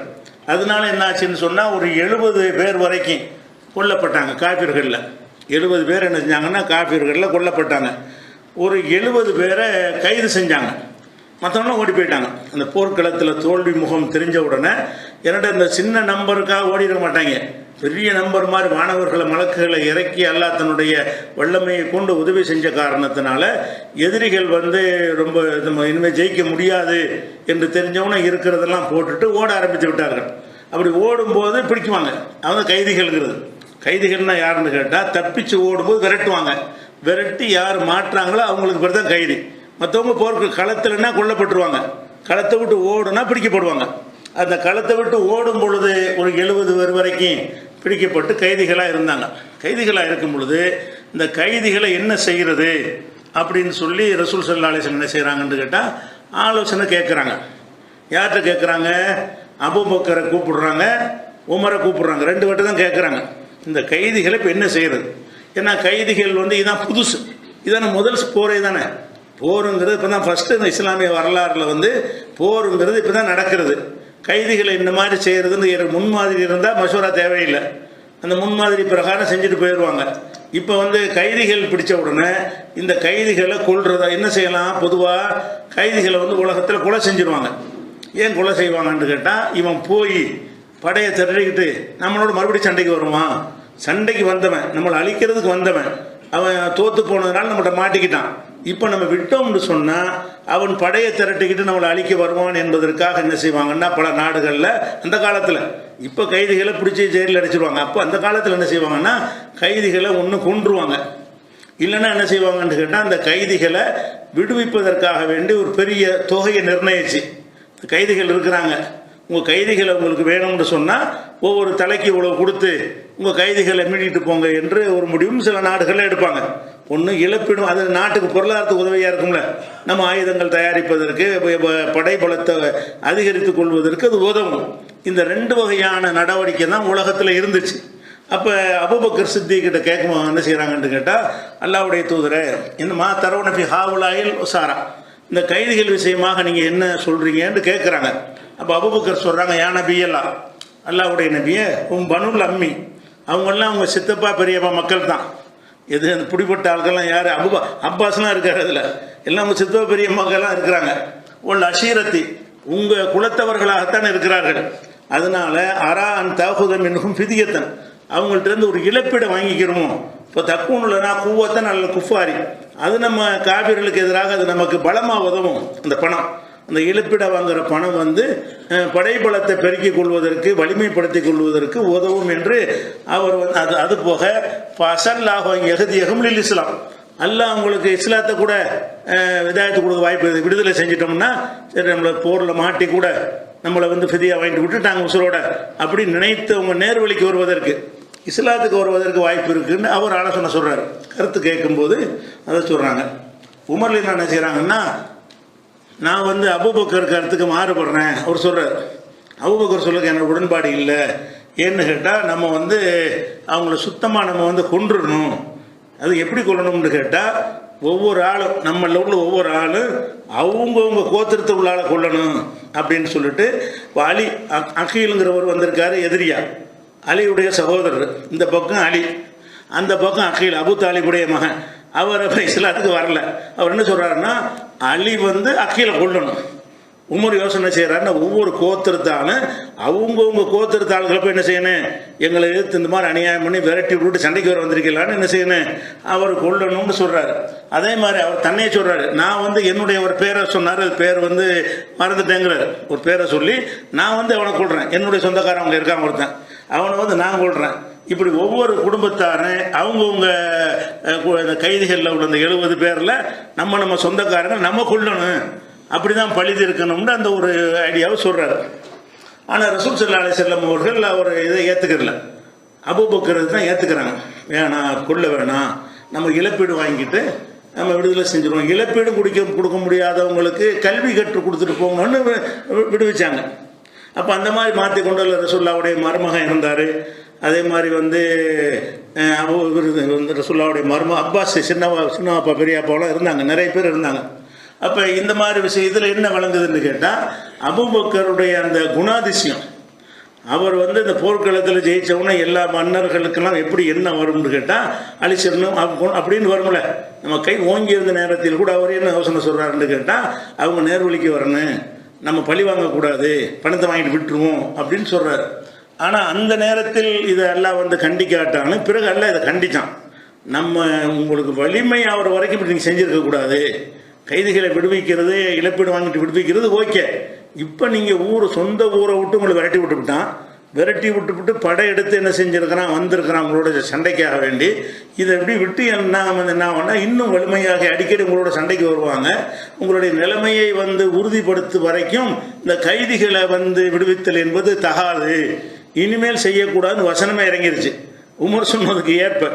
ஆனால் அந்த முடிவு செஞ்சு அனுப்பிட்டாங்க.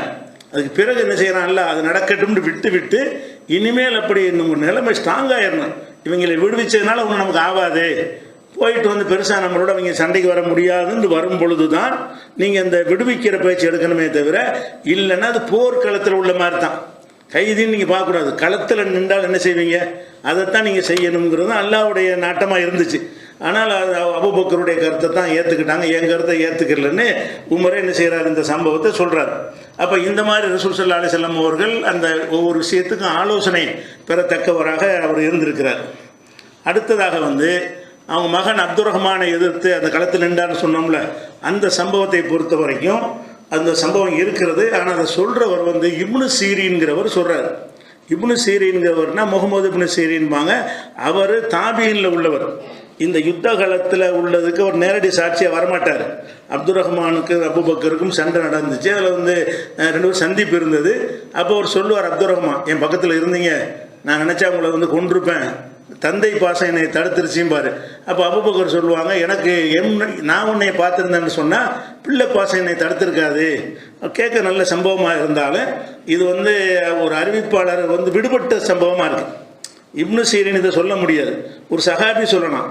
இவர் சஹாபிக்கு அடுத்த தலைமுறையில் உள்ள ஒரு வழியாகத்தான் இது அறிவிக்கப்படுது. ஒரு தகவலுக்கு இதை வச்சுக்கிறங்க. அடுத்ததாக இந்த பத்ர் போர் முடிஞ்ச பிறகு உஹது எதிலெல்லாம் கலந்துக்கிட்டார்ன்ற பிறகு அப்புறமேல அவருடைய சிறப்புகள், அவருடைய சாதனைகளை பிறகு பார்ப்போம். அவர் போர்க்களங்கள் எல்லாம் பங்கெடுத்தல் முக்கியமான பங்காற்றியவர்னு சொல்கிறோம். அந்த உஹது போரை பொறுத்த வரைக்கும் அது இஸ்லாத்திற்கு ஒரு முஸ்லீம்களுக்கு பெரிய பேரிழப்பு ஏற்படுத்திய ஒரு போர். நம்ம 70 பேர் புதரில் கொல்லப்பட்டாங்கன்னா உஹதில் முஸ்லீம்கள் 70 பேர் கொல்லப்பட்டாங்க. அவ்வளோ பெரிய பயங்கரமான சேதம் ஏற்படுத்திய போர். அந்த உஹது போர் எதுக்கு நடந்துச்சுன்னு கேட்டால், இந்த பத்ரில் அடிபட்ட உடனே பல தரப்புலையும் என்ன செய்கிறாங்கன்னா திகில் அடைஞ்சு போயிட்டாங்க. மதீனாவில் இருக்கிறவங்க அந்த காபிபுன் அஷ்ரஃப் அந்த யூதர்கள்லாம் என்ன செய்கிறாங்கன்னா, ஆஹா ஊரில் இவர் இருந்துக்கிட்டு இருக்காரு, இவர் இப்போ கை ஓங்கிருச்சு, இங்கே நம்முடைய ஆட்டை இனிமேல் செல்லாது, நம்முடைய வலிமை இனிமேல் மதீனாவில் குன்றி போய்விடும் அப்படின்னு சொல்லிட்டு யூதர்கள் என்ன செய்கிறாங்கன்னா மக்காவாசிகளுக்கு தூது அனுப்புகிறாங்க. நீங்கள் படையெடுத்துட்டு இவர் அடக்கலைன்னு சொன்னால் உங்களுக்கும் பாதிப்பு, எங்களுக்கும் பாதிப்பு.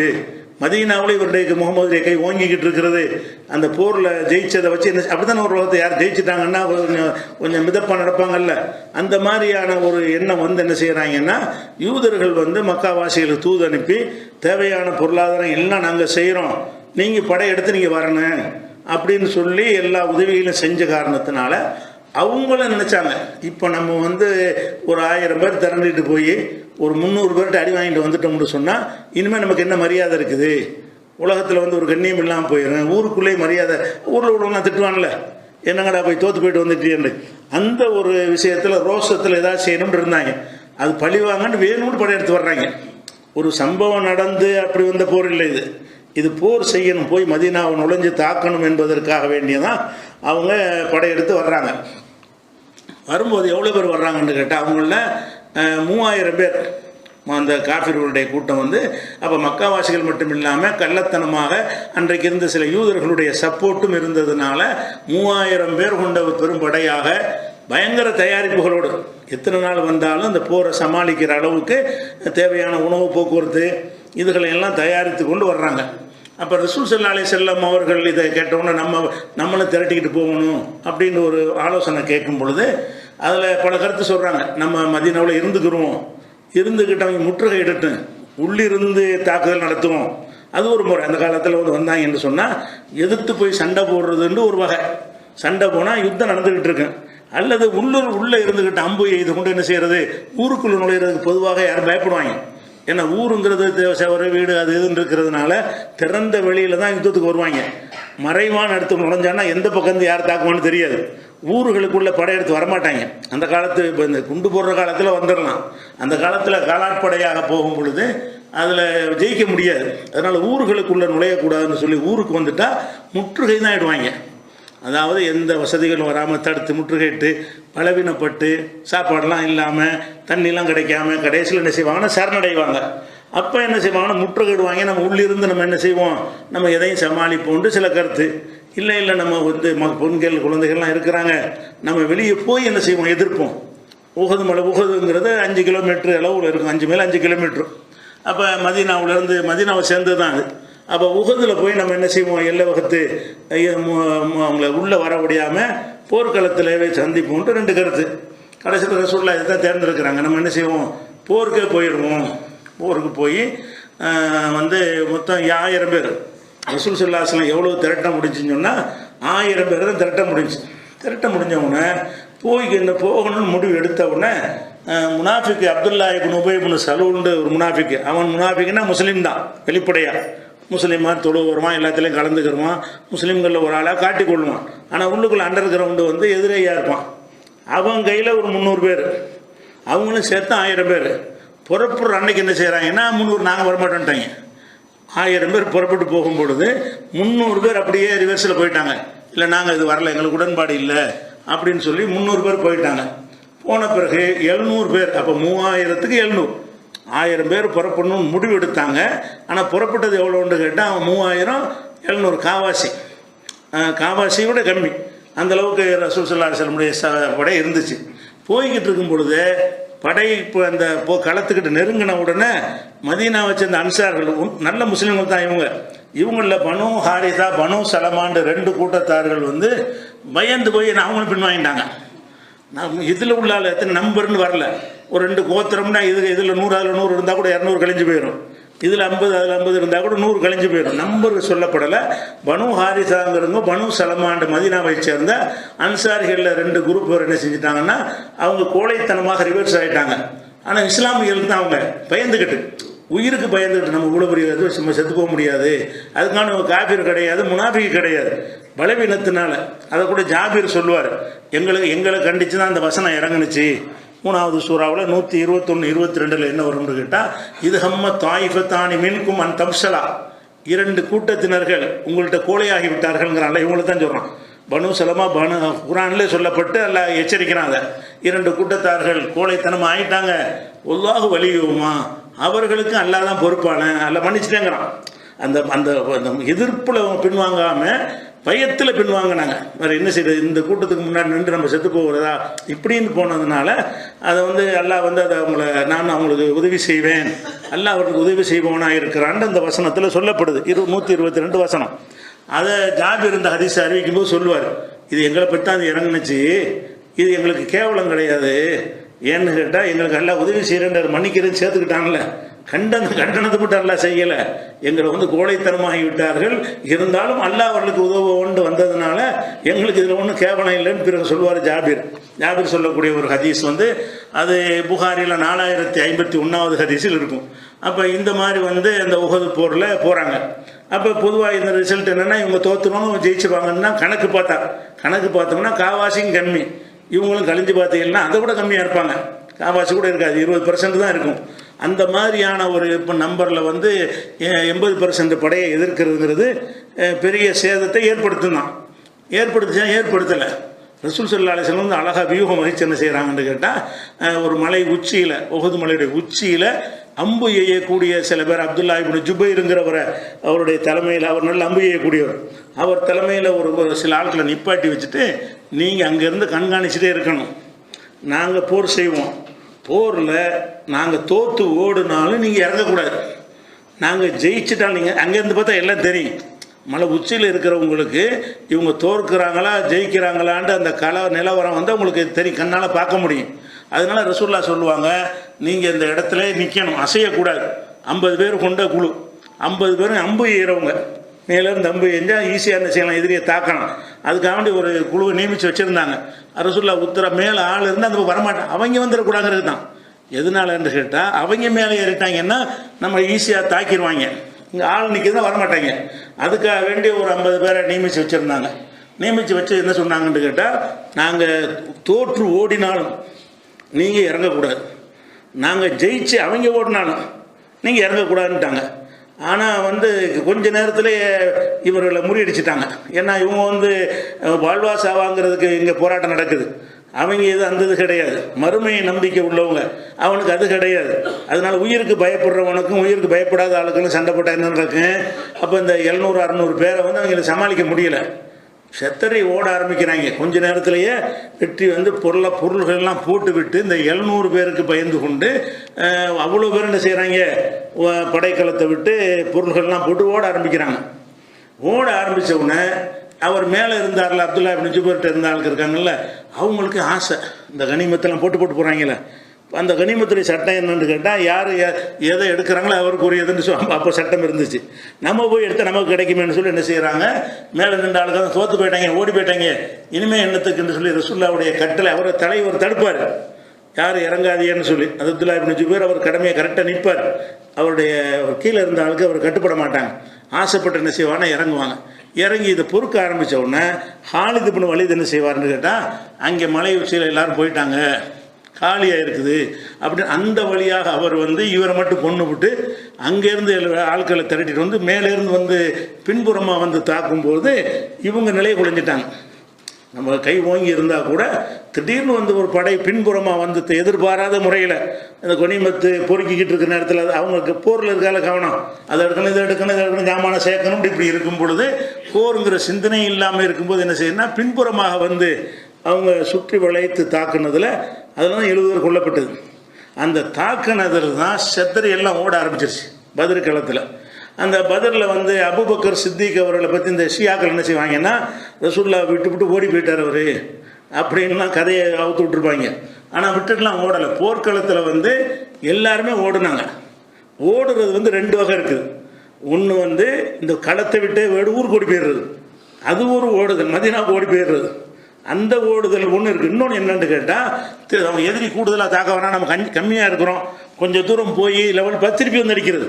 களத்தை விட்டு ஓடுவது இல்லை, களத்துக்குள்ளேயே ஓடுவது. அது எல்லோரும் செய்வாங்க. போர்க்களத்தில் தாக்க வந்தவுடனே உமர்லாம் ஓடினார். எங்கே ஓடினார்னா மலையை நோக்கி தான் ஓடினார். மலையை நோக்கி ஓடினதுன்னா என்ன அர்த்தம், அந்த அப்போ தான் நமக்கு சரியாக வரும், தாக்குறதுக்கு வசதியாக இருக்குங்கிறதுக்காக அவர் ஓடினார். அதே மாதிரி எல்லாருமே ஓடுனாங்க. ரசூல் ஸல்லல்லாஹு அலைஹி வஸல்லம் அவங்களோட சில பேர் இருந்தாங்க. என்ன செய்வாங்கன்னா, ரசூல் ஸல்லல்லாஹு அலைஹி வஸல்லத்தை விட்டுட்டு எல்லாரும் ஓடிட்டாங்க அப்படின்லாம் அந்த ஷியாக்கள் என்ன செய்வாங்கன்னா, உமர் ஓடிட்டாரு, எல்லாரையும் காஃபிராக்குறவங்க கொள்கை, அபூபக்கர் ஓடிட்டாருமாங்க. ஒரு போர்ன்னு சொன்னால் ரசூலுல்லாவோடய இருக்கிறதுக்கு பேரா போர். போர்க்களம் நடந்தால் ரசூலோட 4-10 பேர் இருப்பாங்க, மீதி பேர்லாம் அங்கங்கே போர் செஞ்சுக்கிட்டு இருப்பாங்க. இப்போ ரசூலுல்லாவோடய எல்லாரும் இருக்கலன்னா எப்படி இருப்பாங்க? ரசூல் ஸல்லல்லாஹு தாக்கப்படும் பொழுது 10 பேர் 14 பேர் இருந்தாங்கன்னு வருது. அந்த 14 பேர் இருந்தவங்க மற்றவங்கெல்லாம் ஓடிட்டாங்கன்னு அர்த்தம் இல்லை. அவங்க வெவ்வேறு இடங்களில் களத்தில் யுத்தம் எதிரிகளை சந்திச்சுக்கிட்டு இருப்பாங்களே தவிர 700 பேர் ரசூலுல்லாஹ் சுற்றிட்டு நிற்பாங்க.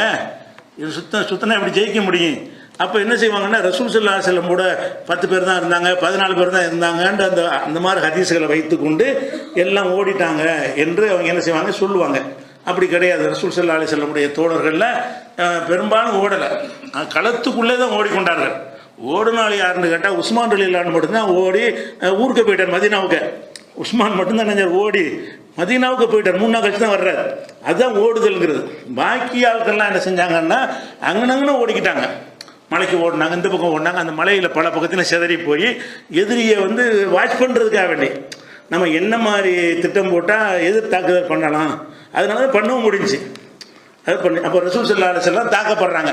அப்போ தாக்கப்படும் பொழுது அது குர்ஆனில் எல்லாம் சொல்லி காட்டுறாங்க. நீங்கள் 3வது சூறாவில் உள்ள இதுதான், 3வது சூறாவில் அதிகமான வசனங்கள் ஒரு 70 வசனம் வரைக்கும் இந்த ஊகத்தை தான் பேசுகிறது. அல்லாஹ் உங்களுக்கு வாக்களித்திருந்தான், நீங்கள் அதை நீங்கள் சொல்ல கேட்கலை, நீங்களா தேடிக்கொண்டது அப்படின்னு அல்லாஹ் கண்டிக்கிறான். அதுக்கு பிறகு என்னன்னா அல்லாஹ் தோல்வி அடைஞ்ச பிறகு அப்செட் ஆகிருக்கும் பொழுது அனைவருக்கும் போர்க்களத்தில் தூக்கத்தை கொடுக்குறான்ல. நிற்கும்போது யாருக்கா தூக்கம் வருமா? வராது.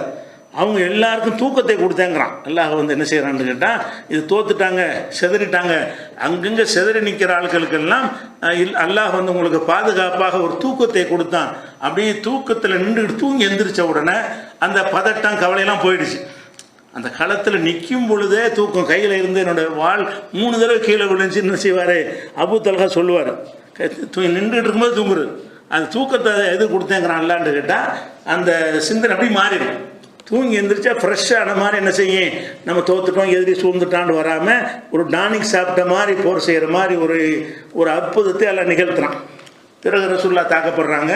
தாக்கப்பட்ட பிறகு என்ன செய்கிறாங்கன்னு கேட்டால் அதில் வருது, முஸ்லீமில் வருது, உஃப்ரீத ரசூலுல்லாஹி ஸல்லல்லாஹு அலைஹி வஸல்லம் யௌம உஹதின், உஹது போரில் ரசூலுல்லாஹ் தனித்து விடப்பட்டிருந்தார்கள். ஃபீ சபாத்தி மினல் அன்சார், அன்சார்களில் ஒரு 7 பேர், ஒரு ரஜுலைனி மின் குறைஷின், குறைஷில் 2 பேர், மொத்தம் 9 பேர் தான். ரசூலுல்லாஹ்வோட இருந்தது யாருன்னு கேட்டால் 2 குறைஷி, 7 அன்சாரிகள் தான் இருந்தாங்க. அந்த 7 பேர் என்ன செஞ்சாங்க, ரசூலுல்லாஹ் கேட்பாங்க, யார் இவங்களை எதிர்த்து நிற்கிறீங்க? ரசூலுல்லாஹ்வை சுற்றி நிற்கிறாங்க, அது ஒரு கும்பல், அவங்க எதிர்த்து வர்றாங்க, ஒவ்வொருத்தராக போய் சண்டை போடுறது. அப்போ என்ன செய்கிறாங்கன்னா அந்த 7 அன்சாரிகளும் ஒருத்தராக என்ன செய்கிறாங்க, போய் அவங்க நின்று அந்த எதிரிகளை ஃபேஸ் பண்ணுறாங்க. 7 பேரும் கொல்லப்படுறாங்க. இந்த முஹாஜிர் 2 பேரும் அவங்க நீதியாக நடக்கலை ரசூலுல்லாஹ் சொல்லுவாங்க. அதை முஸ்லீமில் வரக்கூடிய ஹதீஸில் இந்த கூட இந்த 2 குறைஷியர்களும் எனக்கு பக்கத்தில் இருந்தாங்க. அன்சாரிகள் 7 பேரும் உயிரையே மாய்த்து கொண்டார்கள். இவங்க 2 பேரும் என்ன செய்யலை, ஏதோ லேஸ் மாசா அந்த மாதிரி செஞ்சுட்டாங்கன்னு ரசூலுல்லாஹ் வருத்தப்படுவாங்க. பிறகு அந்த மாதிரி ஒரு 7 பேரோடு தனித்து விடப்பட்ட நேரத்தில் தான் அவங்க தாக்கப்பட்டது. தாக்கப்பட்ட இந்த பல் உடைக்கப்பட்டலாம் சொல்கிறோம்ல, இது நடக்கிறது. இது நடந்ததுனால இப்போ இந்த இடத்துல அபூபக்கர் இல்லைங்கிறாங்க, இந்த இடத்துல அபூபக்கரை காணோம், இந்த இடத்துல உமரையெல்லாம் காணான்னு. அப்போ போரில் ரசூலுல்லாஹ் கூடவே நிற்கிறக்கா போருக்கு போவாங்க? களத்தில் ஒருத்தர் பல எதிரிகளை சந்தித்து கொண்டிருப்பார்கள். அந்த போர்க்களத்தில் ரசூலுல்லாஹ் தாக்கப்பட்டாங்கன்னு சொன்ன உடனே முதல்ல ஓடி வந்தது யார்? அபூபக்கர் தான். பல களத்தில் பல குழுக்களாக இருப்பாங்கல்ல, ரசூலுல்லாஹ்வுக்கு அடிச்சிட்டாங்க என்ற உடனே முதலாக ஓடி வந்தது யார்? அபூபக்கர். இடத்தை நோக்கி வர்றாரு. இடத்தை நோக்கி வர்றதா இந்த அறிவிப்பு வச்சுக்கிட்டு ஓடி போனதுலான திரும்பி வந்தாருங்கிறாங்க. ஓடி போயிட்டார் அவர். பிறகு நான் தான் முதலில் வந்தேன் அப்படின்னு என்ன அர்த்தம்?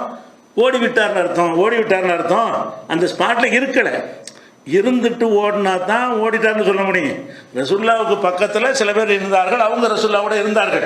அபூபக்கர் அவர் 10 பேரோட சண்டை போட்டுட்டு இருப்பார், உமர் அங்கிட்டு 10 பேரோட சண்டை போட்டுட்டு இருப்பார். அந்த யுத்தங்கள் நடந்துகிட்டு இருக்கும் பொழுது ரசூலுல்லாஹ் தாக்கிட்டாங்கன்னு கேள்விப்பட்ட உடனே வேகமாக நான் தான் ஃபஸ்ட்டு ரசூலுல்லாஹ் கிட்ட ஓடி வந்தேன்.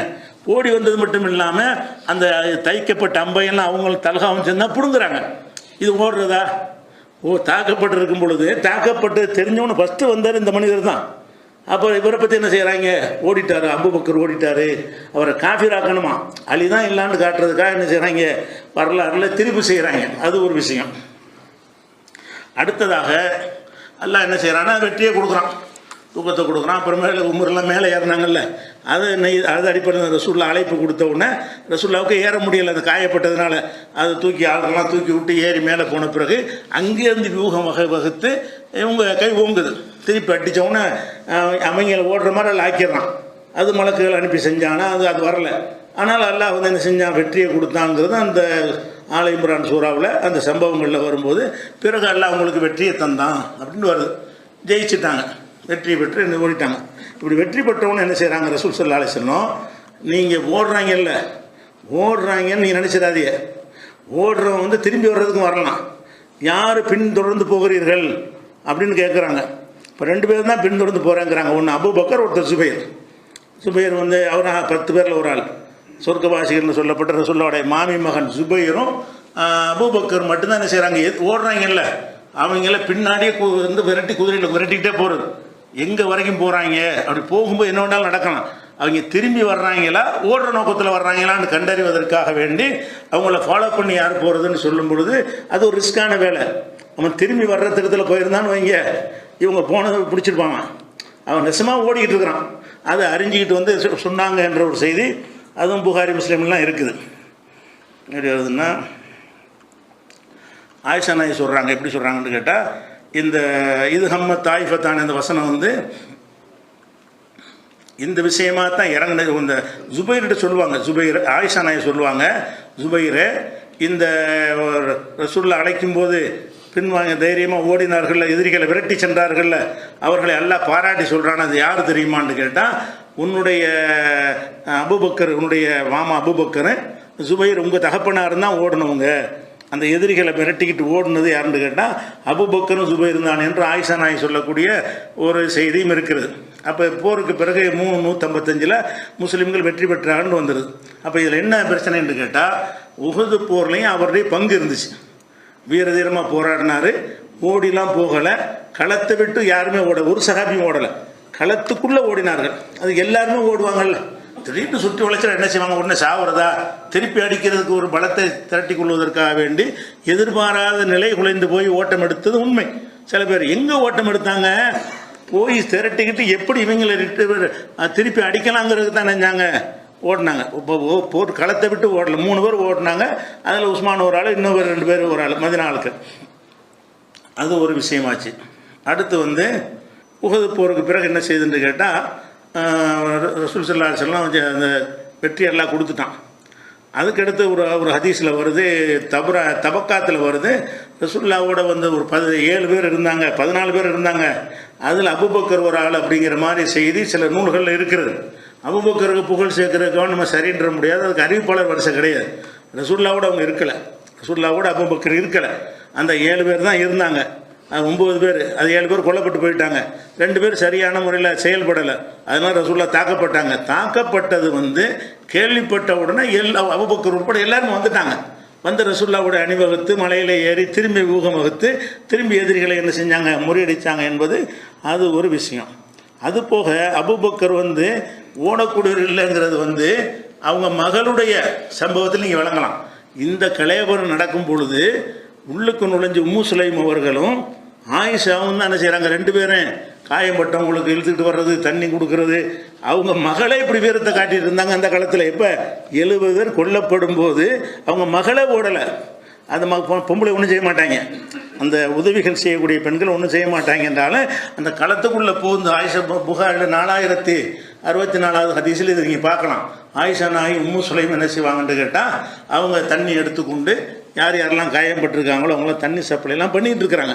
அப்போ இவங்களே இப்படி இருந்திருக்கும் போது அபூபக்கர் இப்படி ஓடி இருப்பார், ஓடக்கூடியதுங்கிறது பொய்யான ஒரு தகவல். அது ஒரு விஷயம். அடுத்ததாக அவங்களுடைய வரலாறில், அபூபக்கரோட வரலாறில் இந்த ஹுதைபியா உடன்படிக்கை, அதுலேயும் இவருடைய பங்கு இருக்குது. ஹுதைபியா உடன்படிக்கை எடுக்கிறாங்க இல்லை, உம்ராவுக்கு போகிறாங்க, அவங்க தடுக்கிறாங்க, 1 வருஷத்துக்கு நீங்கள் வரக்கூடாது, அதுக்கு பிறகு நீங்கள் வரலாம் போகலான்னு சொல்லி அந்த அக்ரிமெண்ட்லாம் போடுறாங்க. அந்த உடன்படிக்கையை போடும் பொழுது அங்கே தகவல் வருது, யுத்தத்துக்கு தயாராக இருக்கிறாங்கன்னு வருது, பேச்சுவார்த்தை நடத்தி உடன்படிக்கை போடுறாங்க. அப்போ ரசூலுல்லாஹ் என்ன செய்கிறாங்கன்னா எல்லா வகையிலும் விட்டு கொடுக்குறாங்க. அந்த ஹுதைபியா உடன்படிக்கை நீங்கள் படித்தா உங்களுக்கு தெரியும். வெளிப்படையாக பார்த்தா நமக்கு தான் பின்னடைவு மாதிரி இருக்கும். அவங்க கேட்குறதுக்கெல்லாம் சரி சரி, திரும்பி போன்னு வந்ததே உம்ரா செய்கிறது தான்.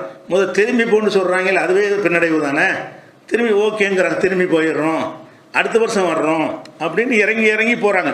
அது மாதிரி இங்கேருந்து உங்கள் ஆளுக்கு யாராவது இங்கே திருப்பி வந்துட்டாங்கன்னா திருப்பி உங்கள்கிட்ட ஒப்படைச்சிடுறோம். யாராவது காஃபிர் சிலாத்தை ஏற்று வந்துட்டாங்கன்னு சொன்னால் அவங்கள உங்கள்கிட்ட நாங்கள் ஒப்படைச்சிடுவோம். இப்படிலாம் அந்த ஒப்பந்தம் போடப்படுது. இதை பார்த்தா இவ்வளோ வீக்கான ஒரு ஒப்பந்தமாக இருக்குன்னு எல்லோரும் நினைக்கிற மாதிரி இருக்கும். அந்த மாதிரி உமர் என்ன செய்வார்னா ரசூலுல்லாஹ்ட்ட போய் கேட்பார், என்ன நம்ம நம்ம நம்ம ஹக்கில் தானே இருக்கிறோம், ஆமாம் அவங்க பார்த்துலான்னு இருக்கிறாங்க, ஆமாம், பிறகு எதுக்கு நம்ம இறங்கி போகிறோம், எதுக்காக வேண்டி நம்ம பணிஞ்சு போகிறீங்க, ஒரேடி இறங்கி போகிறீங்க, இந்த ஒப்பந்தம் சரியில்லை என்று சொல்லி ரசூலுல்லாஹ்ட்ட போய் ஆட்சேபனை பண்ணுவார். அப்போ ரசூலுல்லாஹ் என்னை கைவிட மாட்டான் அப்படின்னு சொல்லிட்டு அல்லாஹ் கைவிட மாட்டான்னு சொல்லிடுவாங்க. அதுக்கப்புறம் உமர்கிட்ட வருவார், அபூபக்கர்கிட்ட வருவார், இந்த மாதிரி ரசூலுல்லாஹ் செய்கிற செயல் பார்த்தீங்களா, ஆமாம் ரொம்ப இறங்கி போகிறாங்க, நீங்களாவது கொஞ்சம் சொல்லுங்கள், இவ்வளோ இறங்கி போக தேவையில்லை, உடன்படிக்கைன்னா சரிக்கு சரியாக இருக்கணும், அவங்க கேட்குறதுக்கெல்லாம் ஒத்துக்கிட்டு போகிற மாதிரி பேரை எழுதுகிற கூட ஒத்துக்குருவாங்க. முகமது ரசூலுல்லாஹ் எழுதக்கூடாதுமாங்க, சரி அழிச்சிக்க, முகமது அப்துல்லான்னு எழுதிக்க, என்னென்ன கேட்குறாங்களோ அது எல்லாத்துக்கும் இறங்கி போவாங்க. அப்போ அதை பற்றி இவரை சப்போர்ட்டு கூப்பிடுவார், நீங்கள் சொல்லுங்கள் ரசூலுல்லாஹ்ட்ட போய். அப்போ அபூபக்கர் என்ன செய்வாங்கன்னு கேட்டால், இப்போ காலை இன்னகும் ரசூலுல்லாஹ், அவங்க அல்லாஹ்வுடைய ரசூல்பா, உலகில் ஐயோ அல்லா அபதா, அவங்க அல்லா கைவிட மாட்டாங்க, கூட பேச விளைய விடு, அல்லாவுடைய ரசூல்னு நம்பணும், நீ எப்படி எதிர்த்து பேசுவேன், ரசூலில் ஒரு முடிவு எடுக்கிறாங்கன்னா அல்லாவுடைய வகை அடிப்படையில் அல்லாவுடைய உதவி அவங்களுக்கு இருக்கும் என்று இவருக்கு புரட்சி பண்ண கூப்பிட்றாரு. அவர் ஒத்துக்கிறல, யார் அபூபக்கர் ஒத்துக்கிற மாட்டேன்ட்டாங்க. அப்போ தான் அந்த வசனம் இறங்குது, மகத்தான வெற்றியை தந்தோம், சூரத்துல் ஃபத்தஹர்களை என்ன ஃபத்தஹனாலக்க ஃபத்தஹன் முபீனாண்டு மகத்தான வெற்றி தந்தோம்ங்கிற வசனம்லாம் இறங்குது. இந்த சம்பவம் புகாரில் 3182வது ஹதீஸில் இருக்குது. அப்போ அபூபக்கர் அவர்கள் வந்து இந்த ஹுதைபியா உடன்படிக்கையிலையும் வந்து முழுசாக ரசூலுல்லாஹ் கட்டுப்படுறாங்க. எல்லாருக்கும் அதிருப்தி. அபூபக்கர் லேசாக கிளம்பினான்னா மக்கள்லாம் கொந்தளிச்சிருப்பாங்க, இது வேணாம், ஒத்துக்கிறாதுன்னு இருப்பாங்க. ஏன்னா உமரே கிளப்புறாருல, அந்த மாதிரியான சிந்தனை மக்கள்கிட்ட வராமல் என்ன செய்கிறாரு, அல்லாஹ்வுடைய ரசூல் நமக்கு பாதகமாக தெரிஞ்சாலும் நம்ம ரசூல் தானே நம்புறோம், வெறும் தலைவராக நம்புகிறோம். அவர் பதில் என்ன, இன்னஹு ரசூலுல்லான்றார். அவர் அல்லாஹ்வுடைய ரசூலுப்பா, நீ என்ன வந்து அப்ஜெக்ஷன் பண்ணுற அப்படின்னு என்ன அர்த்தம்? ரசூலுங்கிற இடத்துல வச்சு நீ இந்த சிந்திக்கலை, ஏதோ ஒரு தளபதி தலைவர் மாதிரி ரசூலுல்லாஹ் வச்சு நீ இந்த முடிவு எடுக்கிற, அவங்க ரசூலுல்லான்னு மனசில் வச்சுக்கன்னு சொல்லி அந்த பேசிக்கை விட்டு விலகாமல் நின்றுக்கிட்டு இருக்கிற ஒரு காட்சியை பார்க்குறோம். அதே மாதிரி வந்து அந்த ஹுதைபியாவில் வந்து உடன்படிக்கை பேசிக்கிட்டு இருக்கும்போது அவன் அந்த சமாதானம் பேச வந்தால் எதிரி தரப்பில் வந்து பேசினாலும் என்ன செய்வார்னு கேட்டால் பல வாக்குவாதங்கள் ரசூலுல்லாஹ்ட்ட நடக்கும்போது சொல்லுவார், முகமது நீங்கள் இந்த மாதிரி வந்திருக்கிறீங்க, நமக்குள்ளே சண்டை வந்துச்சின்னு சொன்னால் உங்கள் இனத்தையே நீங்கள் கொண்டீங்கிற பேர் வரலாறுல இடம்பெற்றும், சண்டை வேணாம், சமாதானத்தை பேசுகிறதுக்காக அந்த தூதுவர் பேசுவார்.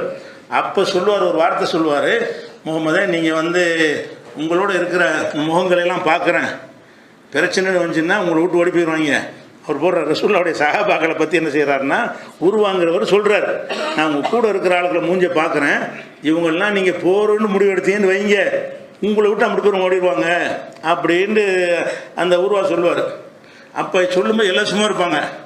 அபூபக்கர் தான் சரியான கோபம் வருது, சொன்ன உடனே என்ன செய்யும், கோபம் வரும். கோபம் வந்து ஒரு அசிங்கமான வார்த்தையில் திட்டுவார், அது சொல்லக்கூட முடியாது, ஆபாசம் என்ன அவனை திட்டுவார். லாத்துன்னு ஒரு கடவுளை வச்சுருந்தாங்க. லாத்துன்னு அந்த காலத்தில் மக்காவில் வந்து அந்த ஹாஜிகளுக்கு உணவு கொடுத்துக்கிட்டு ஒருத்தன் இருந்தான், அவன் செத்து போனோன்னா அவனை கடவுளாக்கி விட்டாங்க.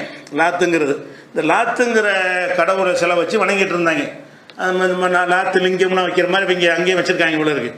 அந்த மாதிரி இருக்கும்போது என்ன செய்யிருக்காரு இவர், அவர் சொல்லுவார், நீ லாத்துடைய லிங்கத்தை பிடிச்சி பண்ணுன்னு இதை சொல்லிடுவார். அது ஒரு கடுமையான வார்த்தையில், அது சுஸ்மி பகுதியில் லாத்துன்னு சொல்லி யாரை பார்த்து ஓடுவோங்கிற, நாங்கள் ரசூலை விட்டு ஓடுவோமா, உயிரே போனால் நவர மாட்டோம்டா, யாரை பற்றி பேசுகிறேன்ட்டு இந்த கோபத்தில் கோழைத்தனங்கிறத ஒத்துக்கிற மாட்டார் அவர்.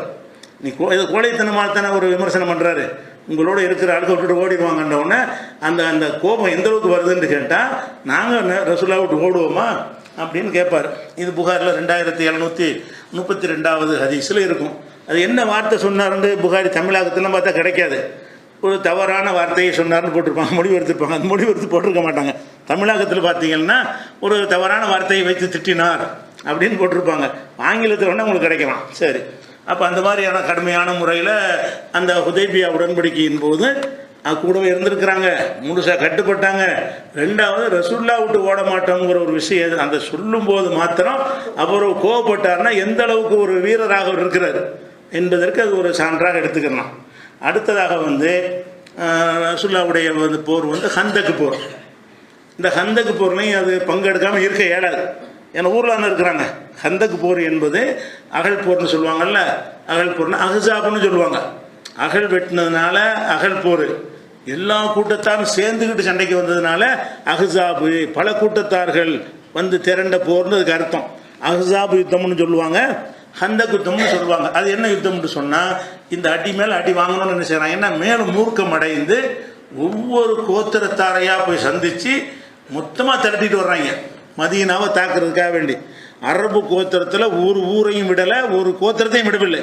அவ்வளோ பெரிய கூட்டத்தை திரண்டி எந்த அளவுக்கு உண்டா, இதை கேள்விப்பட்டவுடனே அல்லாஹ் குர்ஆனில் சொல்கிறான், உங்களுடைய இதயங்கள் வந்து தொண்டை குளிக்கு வர்ற அளவுக்கு நீங்கள் பயந்தீங்க. அந்த நியூஸ் கேட்டவுடனே வந்துட்டாங்க, இவ்வளோ பெரிய கூட்டமாக, 1,00,000 பேர் ஒரு சின்ன கிராமத்தை சுற்றி வளைச்சான்னா அந்த ஊரில் உள்ள என்ன நினைப்பான், ஆயுதங்களோடு வந்து தாக்குறதுக்கு 1,00,000 பேர் சிட்ட குட்டி கிராமத்தில் வந்து நுழைஞ்சான்னு சொன்னால் அந்த கிராமவாசிகளுடைய மனசு என்ன மாதிரி இருக்கு, அந்த மாதிரி நீங்கள் நினைத்தீர்கள், அல்லாஹ்வை பற்றி பலவிதமான எண்ணங்கள்லாம் கொண்டீர்கள் அப்படின்னு சொல்கிற அளவுக்கு பயங்கரமான ஒரு போர்.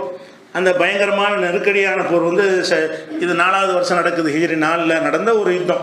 அப்போ ரசூலுல்லாஹ் என்ன செய்கிறாங்கன்னா, அவங்க திரண்டு வந்துட்டாங்க, எதிர்த்து சண்டைக்கு போக வேணாம், அகழ் வெட்டிடுவோம், அகழி வெட்டி இவங்க உள்ளே வராமல் நம்ம உள்ளே இருந்துக்கிடுவோம், எத்தனை நாளைக்கு வேணால் நம்ம தாக்கு பிடிப்போம் அப்படின்னு சொல்லிட்டு அந்த போர் நடந்துச்சு, நெருக்கடியான போர். அந்த போர்லையும் அவர் இருந்தாருங்கிறத சொல்ல தேவையில்லை, ஊரில் எல்லாருமே இருந்தாங்க.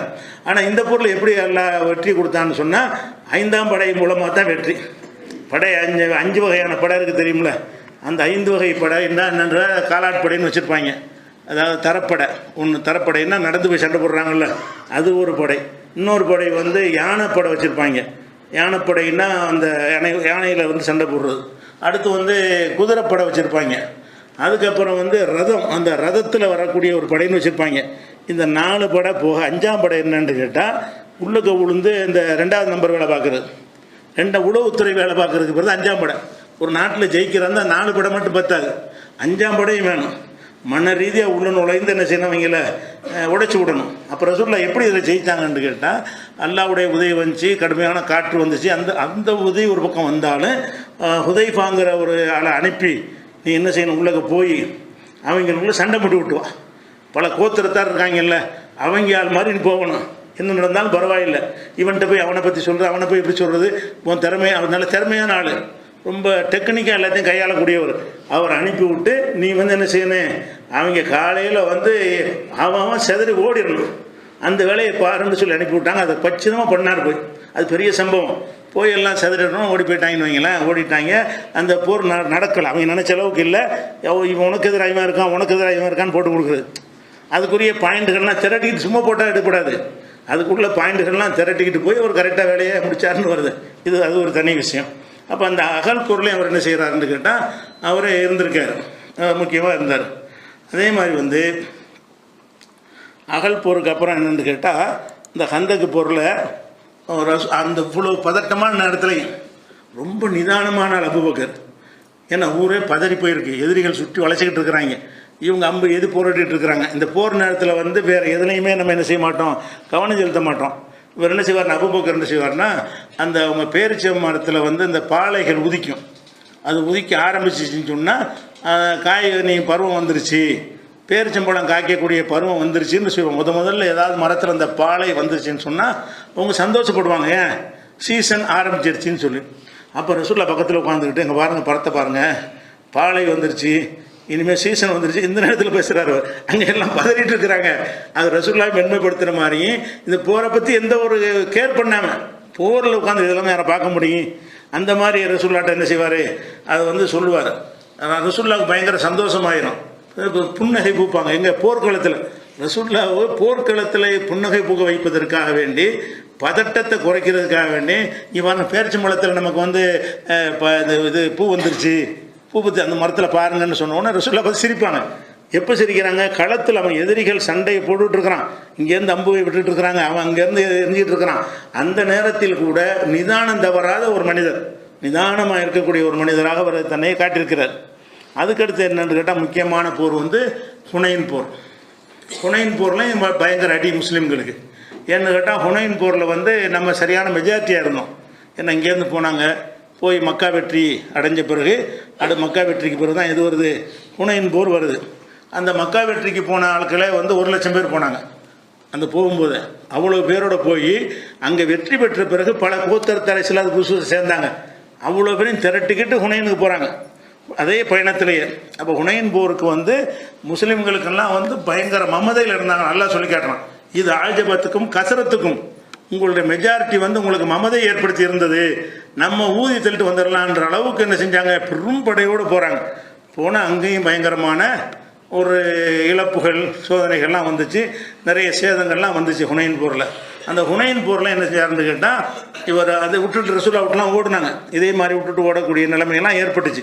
ஏன்னுட்டா அவங்க வந்து அம்பு எய்வதில் அந்த ஹவாசின் கூட்டத்தார் தான் ஹுனைனில் இருக்கிறாங்க. அவங்க அம்பு எய்வதில் ரொம்ப விற்பனர்கள், தூரத்துலேருந்து குறிப்பாத்து கரெக்டாக அடிப்பாங்க. அந்த மாதிரி நிறைய ஆட்களை காலி பண்ணிட்டாங்க. இவங்க நினச்சபடி இல்லை. ஒருத்தனை 50 பேரை காலி பண்ணால் அவன் கிட்ட நின்று மல்லுக்கு கட்டி சண்டை போடுறாந்தா ஒருத்தருக்கு ஒருத்தர் பார்க்கலாம். இவங்க எவ்வளோ நம்பராக இருந்தாலும் சரி, அவன் குறி வச்சு அடிக்கக்கூடிய ஆட்களாக இருக்கிறாங்க. அதை எதிர்பாராமல் வந்து பெரிய தோல்வியை தழுவி பிறகு எல்லாம் என்ன செஞ்சான், அவங்களுக்கு வந்து வெற்றியை கொடுத்தான். அப்போ அந்த நேரத்தில் ரசூலுல்லாஹ்வோட ஓடாமல் இருந்தது யாருன்னு கேட்டால் அபூபக்கர், உமர், அதே மாதிரி அலி, அது மாதிரி அப்பாஸு, அதே மாதிரி ஃபத்ல் இப்னு அப்பாஸு, அபூ சுஃபியான். அப்போ இஸ்லாத்துக்கு வந்துட்டார், அவர் மக்காவுல வெற்றியில் வந்துட்டார். அது மாதிரி ரபியா பின் ஹாரிஸு, ஐமன் ஒரு ஆள், உசாமா ஒரு ஆள், இவங்களும் தான் கூடவே நின்றாங்க. எல்லாம் செதறி ஓடிட்டாங்க. பிறகு எல்லாம் அழைத்து வந்துட்டாங்கன்னு. இந்த ஹவாஸின் போரில் அவ்வளோ உறுதியாக நின்றவர்களில் யார் வர்றாரு, அபூபக்கர் வர்றாரு. அதுலேயும் பங்கெடுத்து கொண்டார் ரசூலுல்லாஹ்வுடைய இதில். அடுத்ததாக வந்து மக்காவின் மீது படையெடுக்கணுங்கிற ஒரு பிரச்சனை வருது. மக்காவில் உண்மையில் படை எடுக்கக்கூடாது.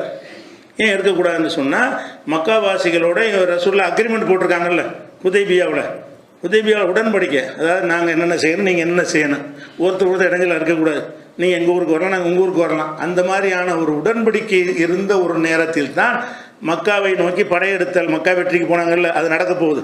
அப்போ அதை பற்றி என்ன செய்கிறாங்கன்னு கேட்டால், ரசூலுல்லாஹ் வந்து அபூபக்கரை கூப்பிடுங்க என்று கூப்பிடுறாங்க. கூப்பிட்டு என்ன செய்கிறாங்க, ரொம்ப நேரம் ரகசியமாக அவர்கிட்ட ஆலோசனை பண்ணுறாங்க. கூப்பிட்டு வலது பக்கம் உட்கார வச்சுக்கிட்டாங்க. உமரை கூப்பிடுங்க, அவர்கிட்ட ஆலோசனை பண்ணி இடது பக்கம் உட்கார வச்சுக்கிட்டாங்க. உட்கார வச்சுட்டா உமர் என்ன செய்கிறாருன்னு கேட்டால், நீங்கள் வந்து சண்டைக்கு போகிறதானோன்னு சண்டைக்கு தான் போகணும், மக்காவின் மீது படையெடுப்பதா என்பதை பற்றி ஆலோசனை. படையெடுக்கணுமான்னு அபூபக்கர்ட்டையும் கேட்குறாங்க, உமர்ட்டையும் கேட்குறாங்க. அபூபக்கர் என்ன செய்கிறாருன்னா, ஹும் ரஅசுல் குஃப்ரி, அவங்க குஃப்ருடைய தலையாக இருக்கிறாங்க. ஹுமுல்லதீன ஸஅமு அன்னக சாஹிரும், அவங்க தான் உன்னை சூனியக்காரன்னு சொன்னாங்க. அன்னக்க காஹினுன், உங்களை சோதிடக்காரன்னு சொன்னாங்க. அன்னக்க கதாபுன், உங்களை பொய்யர்னு சொன்னாங்க. அன்னக்க முஃப்தரின், உங்களை வந்து இட்டுக்கட்டுறவர்னு சொன்னாங்கன்னு அவங்க சொன்னதெல்லாம் பட்டியல் போட்டு, இப்படியெல்லாம் சொன்னவங்களாக்கவங்க, அவங்கள எதிர்த்து நம்ம சண்டைக்கு இப்படி போகிறது அப்படின்னு சொல்லி அவர் ஆலோசனை சொல்கிறார். இப்போ சண்டையை பண்ணி தான் ஆகணும், விடக்கூடாது. அபூபக்கர் என்ன செய்கிறாங்கன்னு கேட்டால், இல்லை அப்படி சண்டைக்கு போகக்கூடாது, வேணாம், ஏன்னா அவங்க சொந்தக்காரங்களாக இருக்கிறாங்க. அதை விட முக்கியமான என்னென்னு கேட்டால், நம்ம ஒரு அக்ரிமெண்ட்டில் இருக்கிறோம், ரசூலுல்லாஹ் ஞாபகப்படுத்துகிறாங்க. நம்ம ஒரு உடன்படிக்கை, சமாதான உடன்படிக்கைன்னு நம்ம இருக்கக்கூடிய நேரத்தில் உடன்படிக்கை செஞ்சவங்கள்ட்ட இப்படி சண்டைக்கு போகிறது, உங்களை நான் ஒன்றும் செய்ய மாட்டேன், என்னையும் நீங்கள் ஒன்றும் செய்யக்கூடாது, இதுதான் உடன்படிக்கை. அப்படி உடன்படிக்கை செய்யும்போது திடீர்னு படையை எடுத்துக்கிட்டு போய் தாக்க போனோம்னு சொன்னால் அது உலகத்தில் இல்லாத ஒரு விஷயமா இருக்குது அப்படின்னு சொல்லி அபூபக்கர் என்ன செய்வார்னா, ஆட்சேபனை பண்ணுவார். ரெண்டு விதமாக ஆட்சேபனை பண்ணுவார். எல்லாம் அவங்க நம்ம ஆளுக்களாக இருக்கிறாங்க, நம்ம சொந்தக்காரங்களாக இருக்கிறாங்க, சண்டை வேணான்னு ஒன்று. ரெண்டாவது, நம்ம உடன்படிக்கையில் இருக்கிறோம், உடன்படிக்கையில் இருக்கும் பொழுது என்ன செய்யக்கூடாது, அதை செய்யக்கூடாது என்று அவங்க சொல்கிறாங்க. அது என்ன, அப்போ ரசூலுல்லாஹ் என்ன பதில் சொல்லுவாங்கன்னா, உனக்கு தெரியாதா, உடன்படிக்கை இருக்கத்தான் செய்யுது. அலம் எபுலூக்க மாசனவு பி பனி காபில், பனு காபு கூட்டத்தாரை இவங்க என்ன செஞ்சாங்கன்னு உனக்கு தெரியாதா அப்படின்னு ரசூலுல்லாஹ் கேட்பாங்க. என்ன சம்பவம்னு கேட்டால், பனு காபுன்ற ஒரு கூட்டம் வந்து ரசூலுல்லாவோட அக்ரிமெண்ட் பண்ண ஒரு கூட்டம். ஒவ்வொரு கூட்டத்திலும் ரசூலுல்லாஹ் அக்ரிமெண்ட் போட்டாங்க. அங்கே மதீனாவில் அரபு நாட்டில் அவங்க சைன் பண்ணது காரணமே என்னன்னு கேட்டால், நம்ம சின்ன கூட்டமாக இருக்கிறோம், பலதரப்பட்ட கோத்திரத்தார் இருக்கிறாங்க, ஒவ்வொரு கோத்திரத்திலையும் பேசி உடன்படிக்கை எடுப்பாங்க. இந்தப்பா நம்ம ரெண்டு உடன்படிக்கை பண்ணிக்கிறோம், உனக்கு எதாவது வந்து நான் வந்து நிற்பேன், எனக்கு ஏதாவது நீ வந்து நில்லு, இப்படியான உடன்படிக்கை பலதரப்பட்ட பண்ணி வச்சுருந்தாங்க ஆரம்பத்தில். அந்த மாதிரி ஒரு கூட்டம் தான் பனு காபுங்கிற கூட்டம். அப்போ பனு காபுங்கிற கூட்டத்துக்கும் ரசூலுல்லாஹ்வுக்கு அக்ரிமெண்ட் இருக்கும்போது அவங்க மக்காவில் உள்ளவங்க என்ன செய்கிறாங்கன்னு கேட்டால், இந்த பனு காபுக்கு எதிரான ஒரு ஆட்களுக்கு உதவி செஞ்சு இவங்களை தாக்குவதற்காக ஆயுதமெல்லாம் கொடுத்து நிறைய பேர் அவங்கள பனு காபு கூட்டத்தில் கொண்டு விட்டாங்க. பனு காபு கூட்டத்தார் வந்து ரசூலுல்லாஹ்வோட அக்ரிமெண்ட்டில் இருக்கிறாங்க. அந்த கூட்டத்தாருக்கு வந்து என்ன செய்கிறாங்கன்னா, ரசூலுல்லாஹ்வை இவங்க தாக்கக்கூடாது, ரசூலுல்லாஹ்வுடைய உடன்படிக்கையில் இருக்கிறாலே இவங்க ஒன்றும் செய்யக்கூடாது. உடன்படிக்கை எப்படின்னு கேட்டால், நாங்கள் யாரிடத்தில் உடன்படிக்கை வச்சுருக்கிறோமோ அவங்களையும் ஒன்றும் செய்யக்கூடாது, நீ யார்கிட்ட உடன்படிக்கை வச்சுக்கிறியோ அவங்கள நானும் ஒன்றும் செய்ய மாட்டேன், நம்ம ரெண்டு பேருக்குள்ளே ஒன்றும் செஞ்சுக்கூடாது அப்படிங்கிற மாதிரி தான் உடன்படிக்கை. இந்த உடன்படிக்கை மீறி பனு காபுங்கிற ஒரு கூட்டத்தாரை வந்து ரசூலுல்லாஹ்வோட அக்ரிமெண்ட்டில் இருக்கிறவங்க, ரசூலுல்லாஹ்வுடைய கூட்டணி நாடு என்று தெரிந்து கொண்டு அவர்களை தாக்கி நிறைய பெண்கள் எல்லாம் கொலை பண்ணி ரொம்ப அநியாயம் பண்ணிட்டாங்க. அவங்க வந்து முறையிட்டாங்க, அல்லாஹ்வுடைய தூதர் இந்த மாதிரி உங்களோட அல்லாஹ்வுடைய தூதர் ஏற்றுக்கிறவங்க முகமது இந்த மாதிரி எங்களை இந்த மாதிரி தாக்குறது பண்ணிட்டாங்க, ஒப்பந்தத்தை மீறிட்டாங்கன்னு சொன்ன உடனே அதைத்தான் மென்ஷன் பண்ணுறாங்க. எதுக்கு இப்போ படையெடுக்க போகிறோம்னு கேட்டால், அவங்க உடன்படிக்கை மீறிட்டாங்க. நம்மளோட உடன்படிக்கை செஞ்சவனுக்கு நம்ம வாக்குறுதி கொடுத்துருக்குறோம், உனக்கு ஒன்றுண்டா நான் வந்து நிற்பேண்டு, அதை செய்யணுமா இல்லையா? இப்போ அவன் வந்து நம்மகிட்ட முறையிடுறான், எங்களை தாக்கி விட்டார்கள், உங்களோட நாங்கள் உடன்படிக்கை பண்ணியிருக்கிறோம், எங்களுக்கு ஒரு பிரச்சனைன்னா நீங்கள் வந்து நிற்பேன்னு சொன்னீங்களா இல்லையா, இப்போ நில்லுங்கன்றான். அதுக்கு தான் ரசூலுல்லாஹ் சொல்கிறாங்க, அபூபக்கர் நம்ம உடன்படிக்கை செஞ்சோம், உடன்படிக்கை மீறிட்டாங்களே, ஒரு தரப்பு மீறிட்டார்களே, ஏன்னா நம்மளும் மீறிடலாம். அவர்கள் இந்த உடன்படிக்கையை கடைப்பிடிக்கிற வரைக்கும் தான் நாமளும் கடைப்பிடிக்கணும்னு சொல்லி இந்த நியாயத்தை சொன்ன உடனே படை புறப்படுது.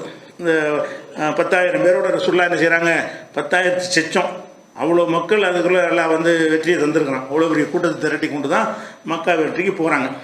அப்போ அந்த வகையிலையும் அபூபக்கருக்கு ஒரு பங்கு இருக்குது.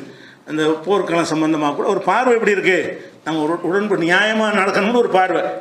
அதான் ரசூலுல்லாஹ்ட்ட நியாயம் இருந்துச்சு, அவருக்கு இது தெரியலை. இந்த பனு பக்கருடைய உடன்படிக்கையை மீறின விஷயத்தை அவர் கவனிக்காமல் நம்ம அக்ரிமெண்ட் போட்டிருக்கோமேன்னா அக்ரிமெண்ட்டை முழுசாக நிறைவேற்றணும்ல, அக்ரிமெண்ட் என்ன அக்ரிமெண்ட்? நமக்கு எதிராக ஒன்றும் செய்யக்கூடாது மட்டும் அக்ரிமெண்ட் இல்லை, நம்மளை சேர்ந்தவங்களே ஒன்றும் செய்யக்கூடாது. நம்மளுடைய அக்ரிமெண்ட்டில் யார் இருக்கிறாங்க அவங்களே ஒன்றும் செய்யக்கூடாது, அதுதானே அக்ரிமெண்ட்டு. அதை அவர்கள் மீறி விட்டார்கள்னு சொன்ன பிறகு அபூபக்கர் ஏற்றுக்கிட்டாங்க. அப்போ அந்த நேரத்தில் அபூபக்கருடைய தந்தையெல்லாம் இஸ்லாத்துக்கு வருவார்ல, மக்காவுக்கு போகிறாங்க. அபூபக்கருடைய தகப்பனார்லாம் இஸ்லாத்துக்கு வர்றார். அப்போ மக்கா வெற்றியின் போதும் என்ன செய்கிறாங்க, அவங்க முக்கியமான பங்காற்றி இருக்கிறாங்க. அதுக்கப்புறம் என்னென்னு கேட்டால் தபூக் யுத்தம். தபூக் யுத்தம் நெருக்கடியான கட்டத்தில் நடந்த ஒரு போர்க்களம். இந்த தபூக் யுத்தத்தில் தான் ரசூல்லா என்ன செய்கிறாங்கன்னா எல்லாரும் வரணும்னு கட்டளையிட்டாங்க. மற்ற போர்களில் எல்லாம் அழைப்பாங்க, வர்றவங்க வருவாங்க, வராதவங்களை விட்டுருவாங்க. இந்த தபூக் யுத்தத்தை பொறுத்த வரைக்கும் எதிரிகளுடைய வலிமை பெரிய வலிமையாக இருக்குது. அவங்களை எதிர்த்து நம்ம செய்வதாக இருந்தால் ஒருத்தர் கூட இருக்கக்கூடாது. மதீனாவில் எல்லாரும் திரகாத்திரமாக உள்ள அனைவரும் வரணும்னு சொல்லியிருந்தாங்க. அது அந்த 3 பேர் போகலை இல்லை, அது கூட ரசூல் நடவடிக்கை எடுப்பாங்க. ஒரு 3 பேர் இந்தா போகிறேன்னு சொல்லி காபு பண்ண மாளிகை அந்த மாதிரிலாம் அதுக்கு முந்தி யாருமே நடவடிக்கை எடுக்கலை. வேறு போர்க்களங்களுக்கு எத்தனை பேர் போகலை, அவங்க மேலே நடவடிக்கை எடுக்கலை. இவங்க மேலே மட்டும் எடுத்த காரணம் என்னென்னு கேட்டால் அவ்வளோ நெருக்கடியான அந்த போர் தபூக்கு போர்.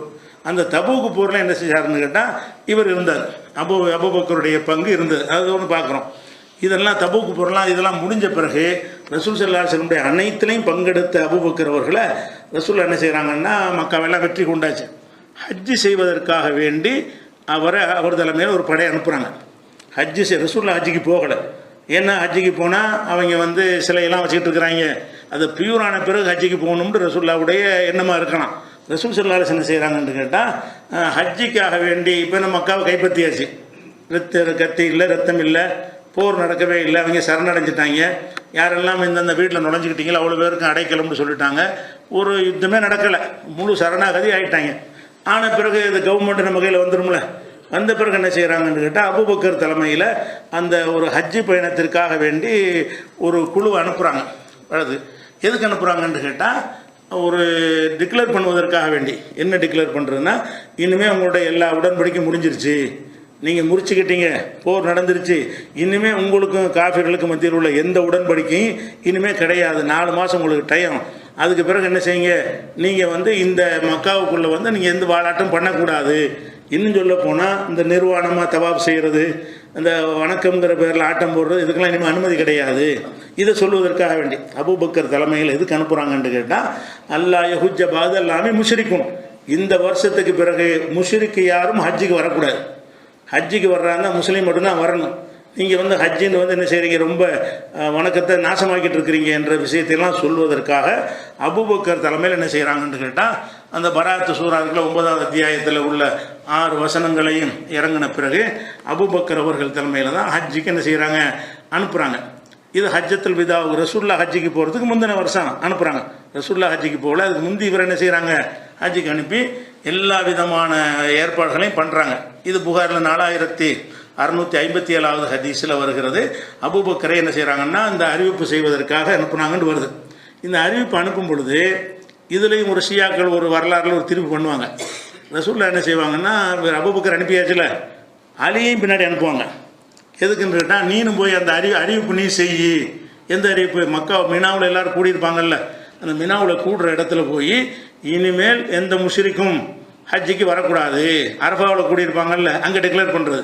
மினாவில் கூடுவாங்கல்ல, அங்கே டிக்ளேர் பண்ணுறது. இந்த டிக்ளேர் பண்ணுவதற்கு தான் அபூபக்கர் அனுப்புகிறாங்க. அபூபக்கர் தலைமையில் அனுப்பிட்டு பின்னாடி என்ன செஞ்சிட்டாங்கன்னா அலியை அனுப்பி விட்றாங்க. அதுக்கு பின்னாடி அவரும் பின்னாடி வந்துடுறாரு. வந்தவுடனே ரசூல்லாவுடைய கடிதத்தை கொண்டு இந்த அறிவிப்பு செய்வதற்காக என்னை அனுப்பியிருக்கிறாங்க அப்படின்னு அபூபக்கர்கிட்ட சொல்லுவார். அபூபக்கர் என்ன செய்வாருன்னுட்டா, உன்னை இப்போ என்னையத்தான் அனுப்புனாங்க, இப்போ நீ உன் தலைமையில் நான் வர்றதா, ஏன் தலைமையில் நீ வர்றியாப்பா, என்ன அர்த்தம்ப்பான்னு கேட்கும்போது, இல்லை நான் அமீரா வரல, மஹமூரா தான் வந்திருக்கிறேன், நீங்கள் தான் தலைவர், இந்த அறிவிப்பு செய்கிற வேலை மட்டும்தான் எனக்கு தந்திருக்கிறாங்க அப்படின்னு அவர் சொல்லுவார். யார்? அலி சொல்லுவார். அமீரா மஹமூரான்னு கேட்பாங்க. நீ ரசூல்லா அனுப்புனாங்களா உன்னைய, எனக்கு மேலே நீ தலைவராக இருந்து செய்வதற்கு உன்னை அனுப்புனாங்களா, அல்லது எனக்கு கட்டுப்பட்டு இந்த ஒரு வேலையை மட்டும் செய்வதற்காக, அறிவிக்கிற வேலையை, நிர்வாகத்தையெல்லாம் அபூபக்கர் தான் ஹஜ்ஜை பார்ப்பார் அப்படிங்கிறதுக்குன்னு சொல்லி கேட்கும்பொழுது அலி என்ன சொல்லுவார், நான் மாமூராகத்தான் வந்திருக்கிறேன். மாமூர் என்று சொன்னால் உங்களுடைய கட்டளைக்கு கட்டுப்பட்டவனாக வந்திருக்கிறேன் என்று சொல்லி ஹஜ்ஜுடைய எல்லா விஷயங்களையும் அபூபக்கர் தான் அரஃபா உரை நிகழ்த்துவார், அபூபக்கர் தான் தொழுகை நிகழ்த்துவார். அலி எந்த ரோலும் எடுக்க மாட்டார், அறிவிப்பு மட்டும் செய்வார். எதை செய்வார்? முஷ்ரிக் இருக்கீங்களே, இனிமேல் உங்களுக்கு அடுத்த வருஷத்துக்கு ஹஜ்ஜுக்கு யாரும் அந்த ஒரு செய்தி மட்டும் சொல்லத்தான். இந்த செய்தியை சொல்வதற்காக ஏன் ரசூல்லா அனுப்பியரே சொல்லிடலாம். ரசூல்லா என்ன பார்த்தாங்க? இப்போ அறிஞர்கள் விளக்கம் கொடுப்பது, தன்னுடைய குடும்பத்தை சேர்ந்த தான் செய்ய வேண்டிய அறிவிப்பை தன் குடும்பத்தை சேர்ந்தவரை தான் செய்யணும் என்று ரசூல்லா விரும்பி இவர் அனுப்பியிருக்கலாம். அபூபக்கரை சொன்னால் கூட போதும் என்பதற்காக அவர் அனுப்பியிருக்கலாமே தவிர இவருடைய பதவியை பறிச்சுட்டாங்கம்பாங்க. இவரை நியமித்து விட்டு அபூபக்கரை இடைநீக்கம் செய்து விட்டு அலியை அனுப்பினார்கள்னு ஷியாக்களுடைய வரலாறுல எழுதி வச்சுக்கிறாங்க. அலியை அனுப்பின அந்த சம்பவத்தில் அலி வந்து என்ன செய்வார்னா, உன்னை எதுக்கு அனுப்புனாங்க? இந்த செய்தி அறிவிப்பதற்கு அனுப்புனாங்க. சரி, போனார்ல, அவர் தலைமை எடுத்துக்கிட்டாரா? அவர் தான் அந்த ஹஜ்ஜ காரியத்தை அலி நிகழ்த்தினாரா? ஹஜ்ஜில் அரஃபாவுடைய உரை அவர் நிகழ்த்தினாரா? அங்கே வந்து தொழுகையெல்லாம் அவர் தான் தலைமை நடத்தினாரா? இல்லை, எல்லாத்தையும் அபூபக்கர் தலைமையில் நடக்கிறது. ஒரே ஒரு விஷயம் தான் இவர் செய்கிறார். இவரோட சேர்ந்து அபூ ஹுரைராவையும் சேர்த்து அனுப்பி வைக்கிறாங்க அபூபக்கர். 2 பேரும் போய் இந்த செய்தி அறிவிக்கிறாங்க. எப்படி? அல்லாஹ் யஹுஜ்ஜ பாதல்லாமி முஷ்ரிக்குன், இந்த ஆண்டுக்கு பிறகு இணை கற்பிக்கிற யாரும் ஹஜ்ஜிக்கு வரக்கூடாது. இந்த செய்தி ஸ்பிளிட் ஆகி போகணுங்கிறக்காக வேண்டி அந்த கூட்டத்தில் அறிவிச்சோம்னு சொன்னால் அந்த கூட்டத்தில் வந்தவர்கள் வழியாக உலகத்துக்கெல்லாம் போயிடும். அடுத்த வருஷம் விட மாட்டாங்க, போயிடாதீங்க அப்படிங்கிற ஒரு பலரும் கலந்து வந்திருக்காங்கல்ல. தடுக்கப்படாமல் இருந்தனால எல்லாருமே முஸ்லீமாக இருக்க மாட்டாங்க.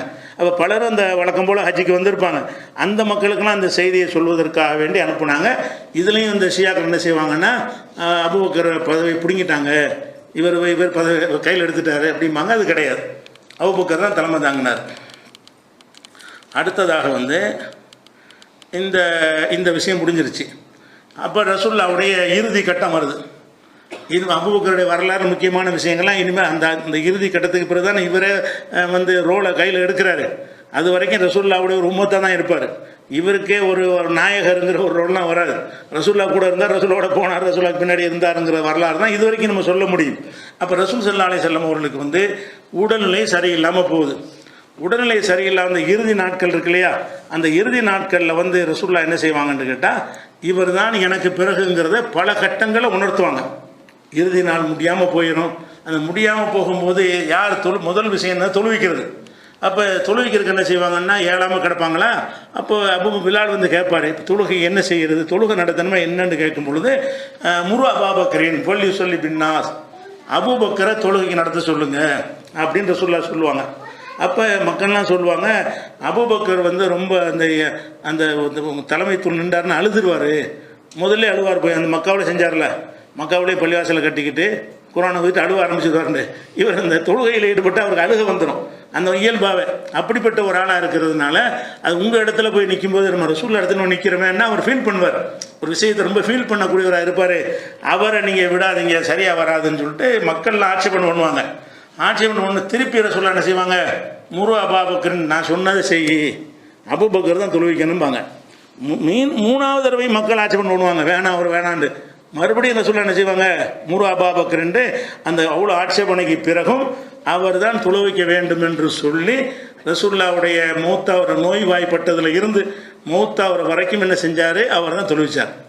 சில நேரங்களில் ரசூலுல்லாஹ் வந்துடுவாங்க, உடம்பு சரியாக இருந்து வந்துடுவாங்க, லேசாக உடம்பு பரவாயில்லாமல் இருக்குது, இன்றைக்கி தொழ முடியும் அப்படின்னு வந்தாங்கன்னா அப்போ கூட என்ன செய்வாங்கன்னா அபூபக்கரை நிற்க சொல்லிடுவாங்க. ரசூலுல்லாஹ் வந்து உட்கார்ந்து தொழுகை நடத்துவாங்க. அபூபக்கர் அவங்கள பின்பற்றி அதை எடுத்து சொல்லுவார். அவரை மக்கள்லாம் பின்பற்றுவாங்கங்கிற அளவுக்கு அவருடைய அந்த இடத்த தக்க வச்சாங்க. சில நேரங்களில் ரசூலுல்லாஹ் வரவே இல்லைன்னா அபூபக்கர் தொழுவிப்பார். ஒரு நாள் வந்துட்டாருன்னு சொன்னால் அப்போ என்ன செய்வாங்கன்னு ரசூல் ஸல்லல்லாஹு அலைஹி வஸல்லம் வந்து அவங்க தொழுகை நடத்துவாங்க உட்கார்ந்து. பக்கத்தில் அபூபக்கர் என்ன செய்வார், அல்லாஹ் அக்பர்னோன்னு அவர் அல்லாஹ் அக்பர்பார். அவர் ருக்கு செய்கிற ரசூலுல்லாஹ் சத்தமாக சொல்ல முடியாது, உடம்பு சரியில்லாமல் இருக்கிறாங்கல்ல, அவங்க அல்லாஹ் அக்பர்பாங்க. இவர் சத்தமாக சொல்லுவார். அந்த மாதிரி இவரை தான் மக்கள் பின்பற்றினாங்க அப்படிங்கிற ஒரு செய்தி வந்து புகாரியில் 664வது ஹதீஸில் நம்ம பார்க்கலாம். அதே மாதிரி சில பேர் என்ன செய்வாங்கன்னு கேட்டால், உமரை நிப்பாட்டலாமே அப்படின்னு சிலர் சொல்லுவாங்க. அப்போ அதுக்கு ரசூலுல்லாஹ் என்ன செய்ய மாட்டாங்க, ஒத்துக்கிற மாட்டாங்க. அந்த மாதிரி விஷயம் அந்த இறுதி நாட்களுடைய விஷயம்தான் முக்கியமானது. இதுக்கு பிறகு தான் அபூபக்கருடைய ரோலே நமக்கு வருது. வரலாறு நம்ம இது வரைக்கும் பார்த்ததெல்லாம் வந்து சும்மா பீடிகையான விஷயங்கள் தான். அபூபக்கர் என்ற அந்த மனிதருடைய தனி வரலாறு என்பது ரசூலுல்லாஹ்வுடைய மரணத்துக்கு பிறகு இருந்தால் ஆரம்பிக்கிறதுனால இன்ஷா அல்லாஹ் அந்த விவரங்களை நம்ம நாளையிலேருந்து பார்ப்போம். அஸ்ஸலாமு அலைக்கும்.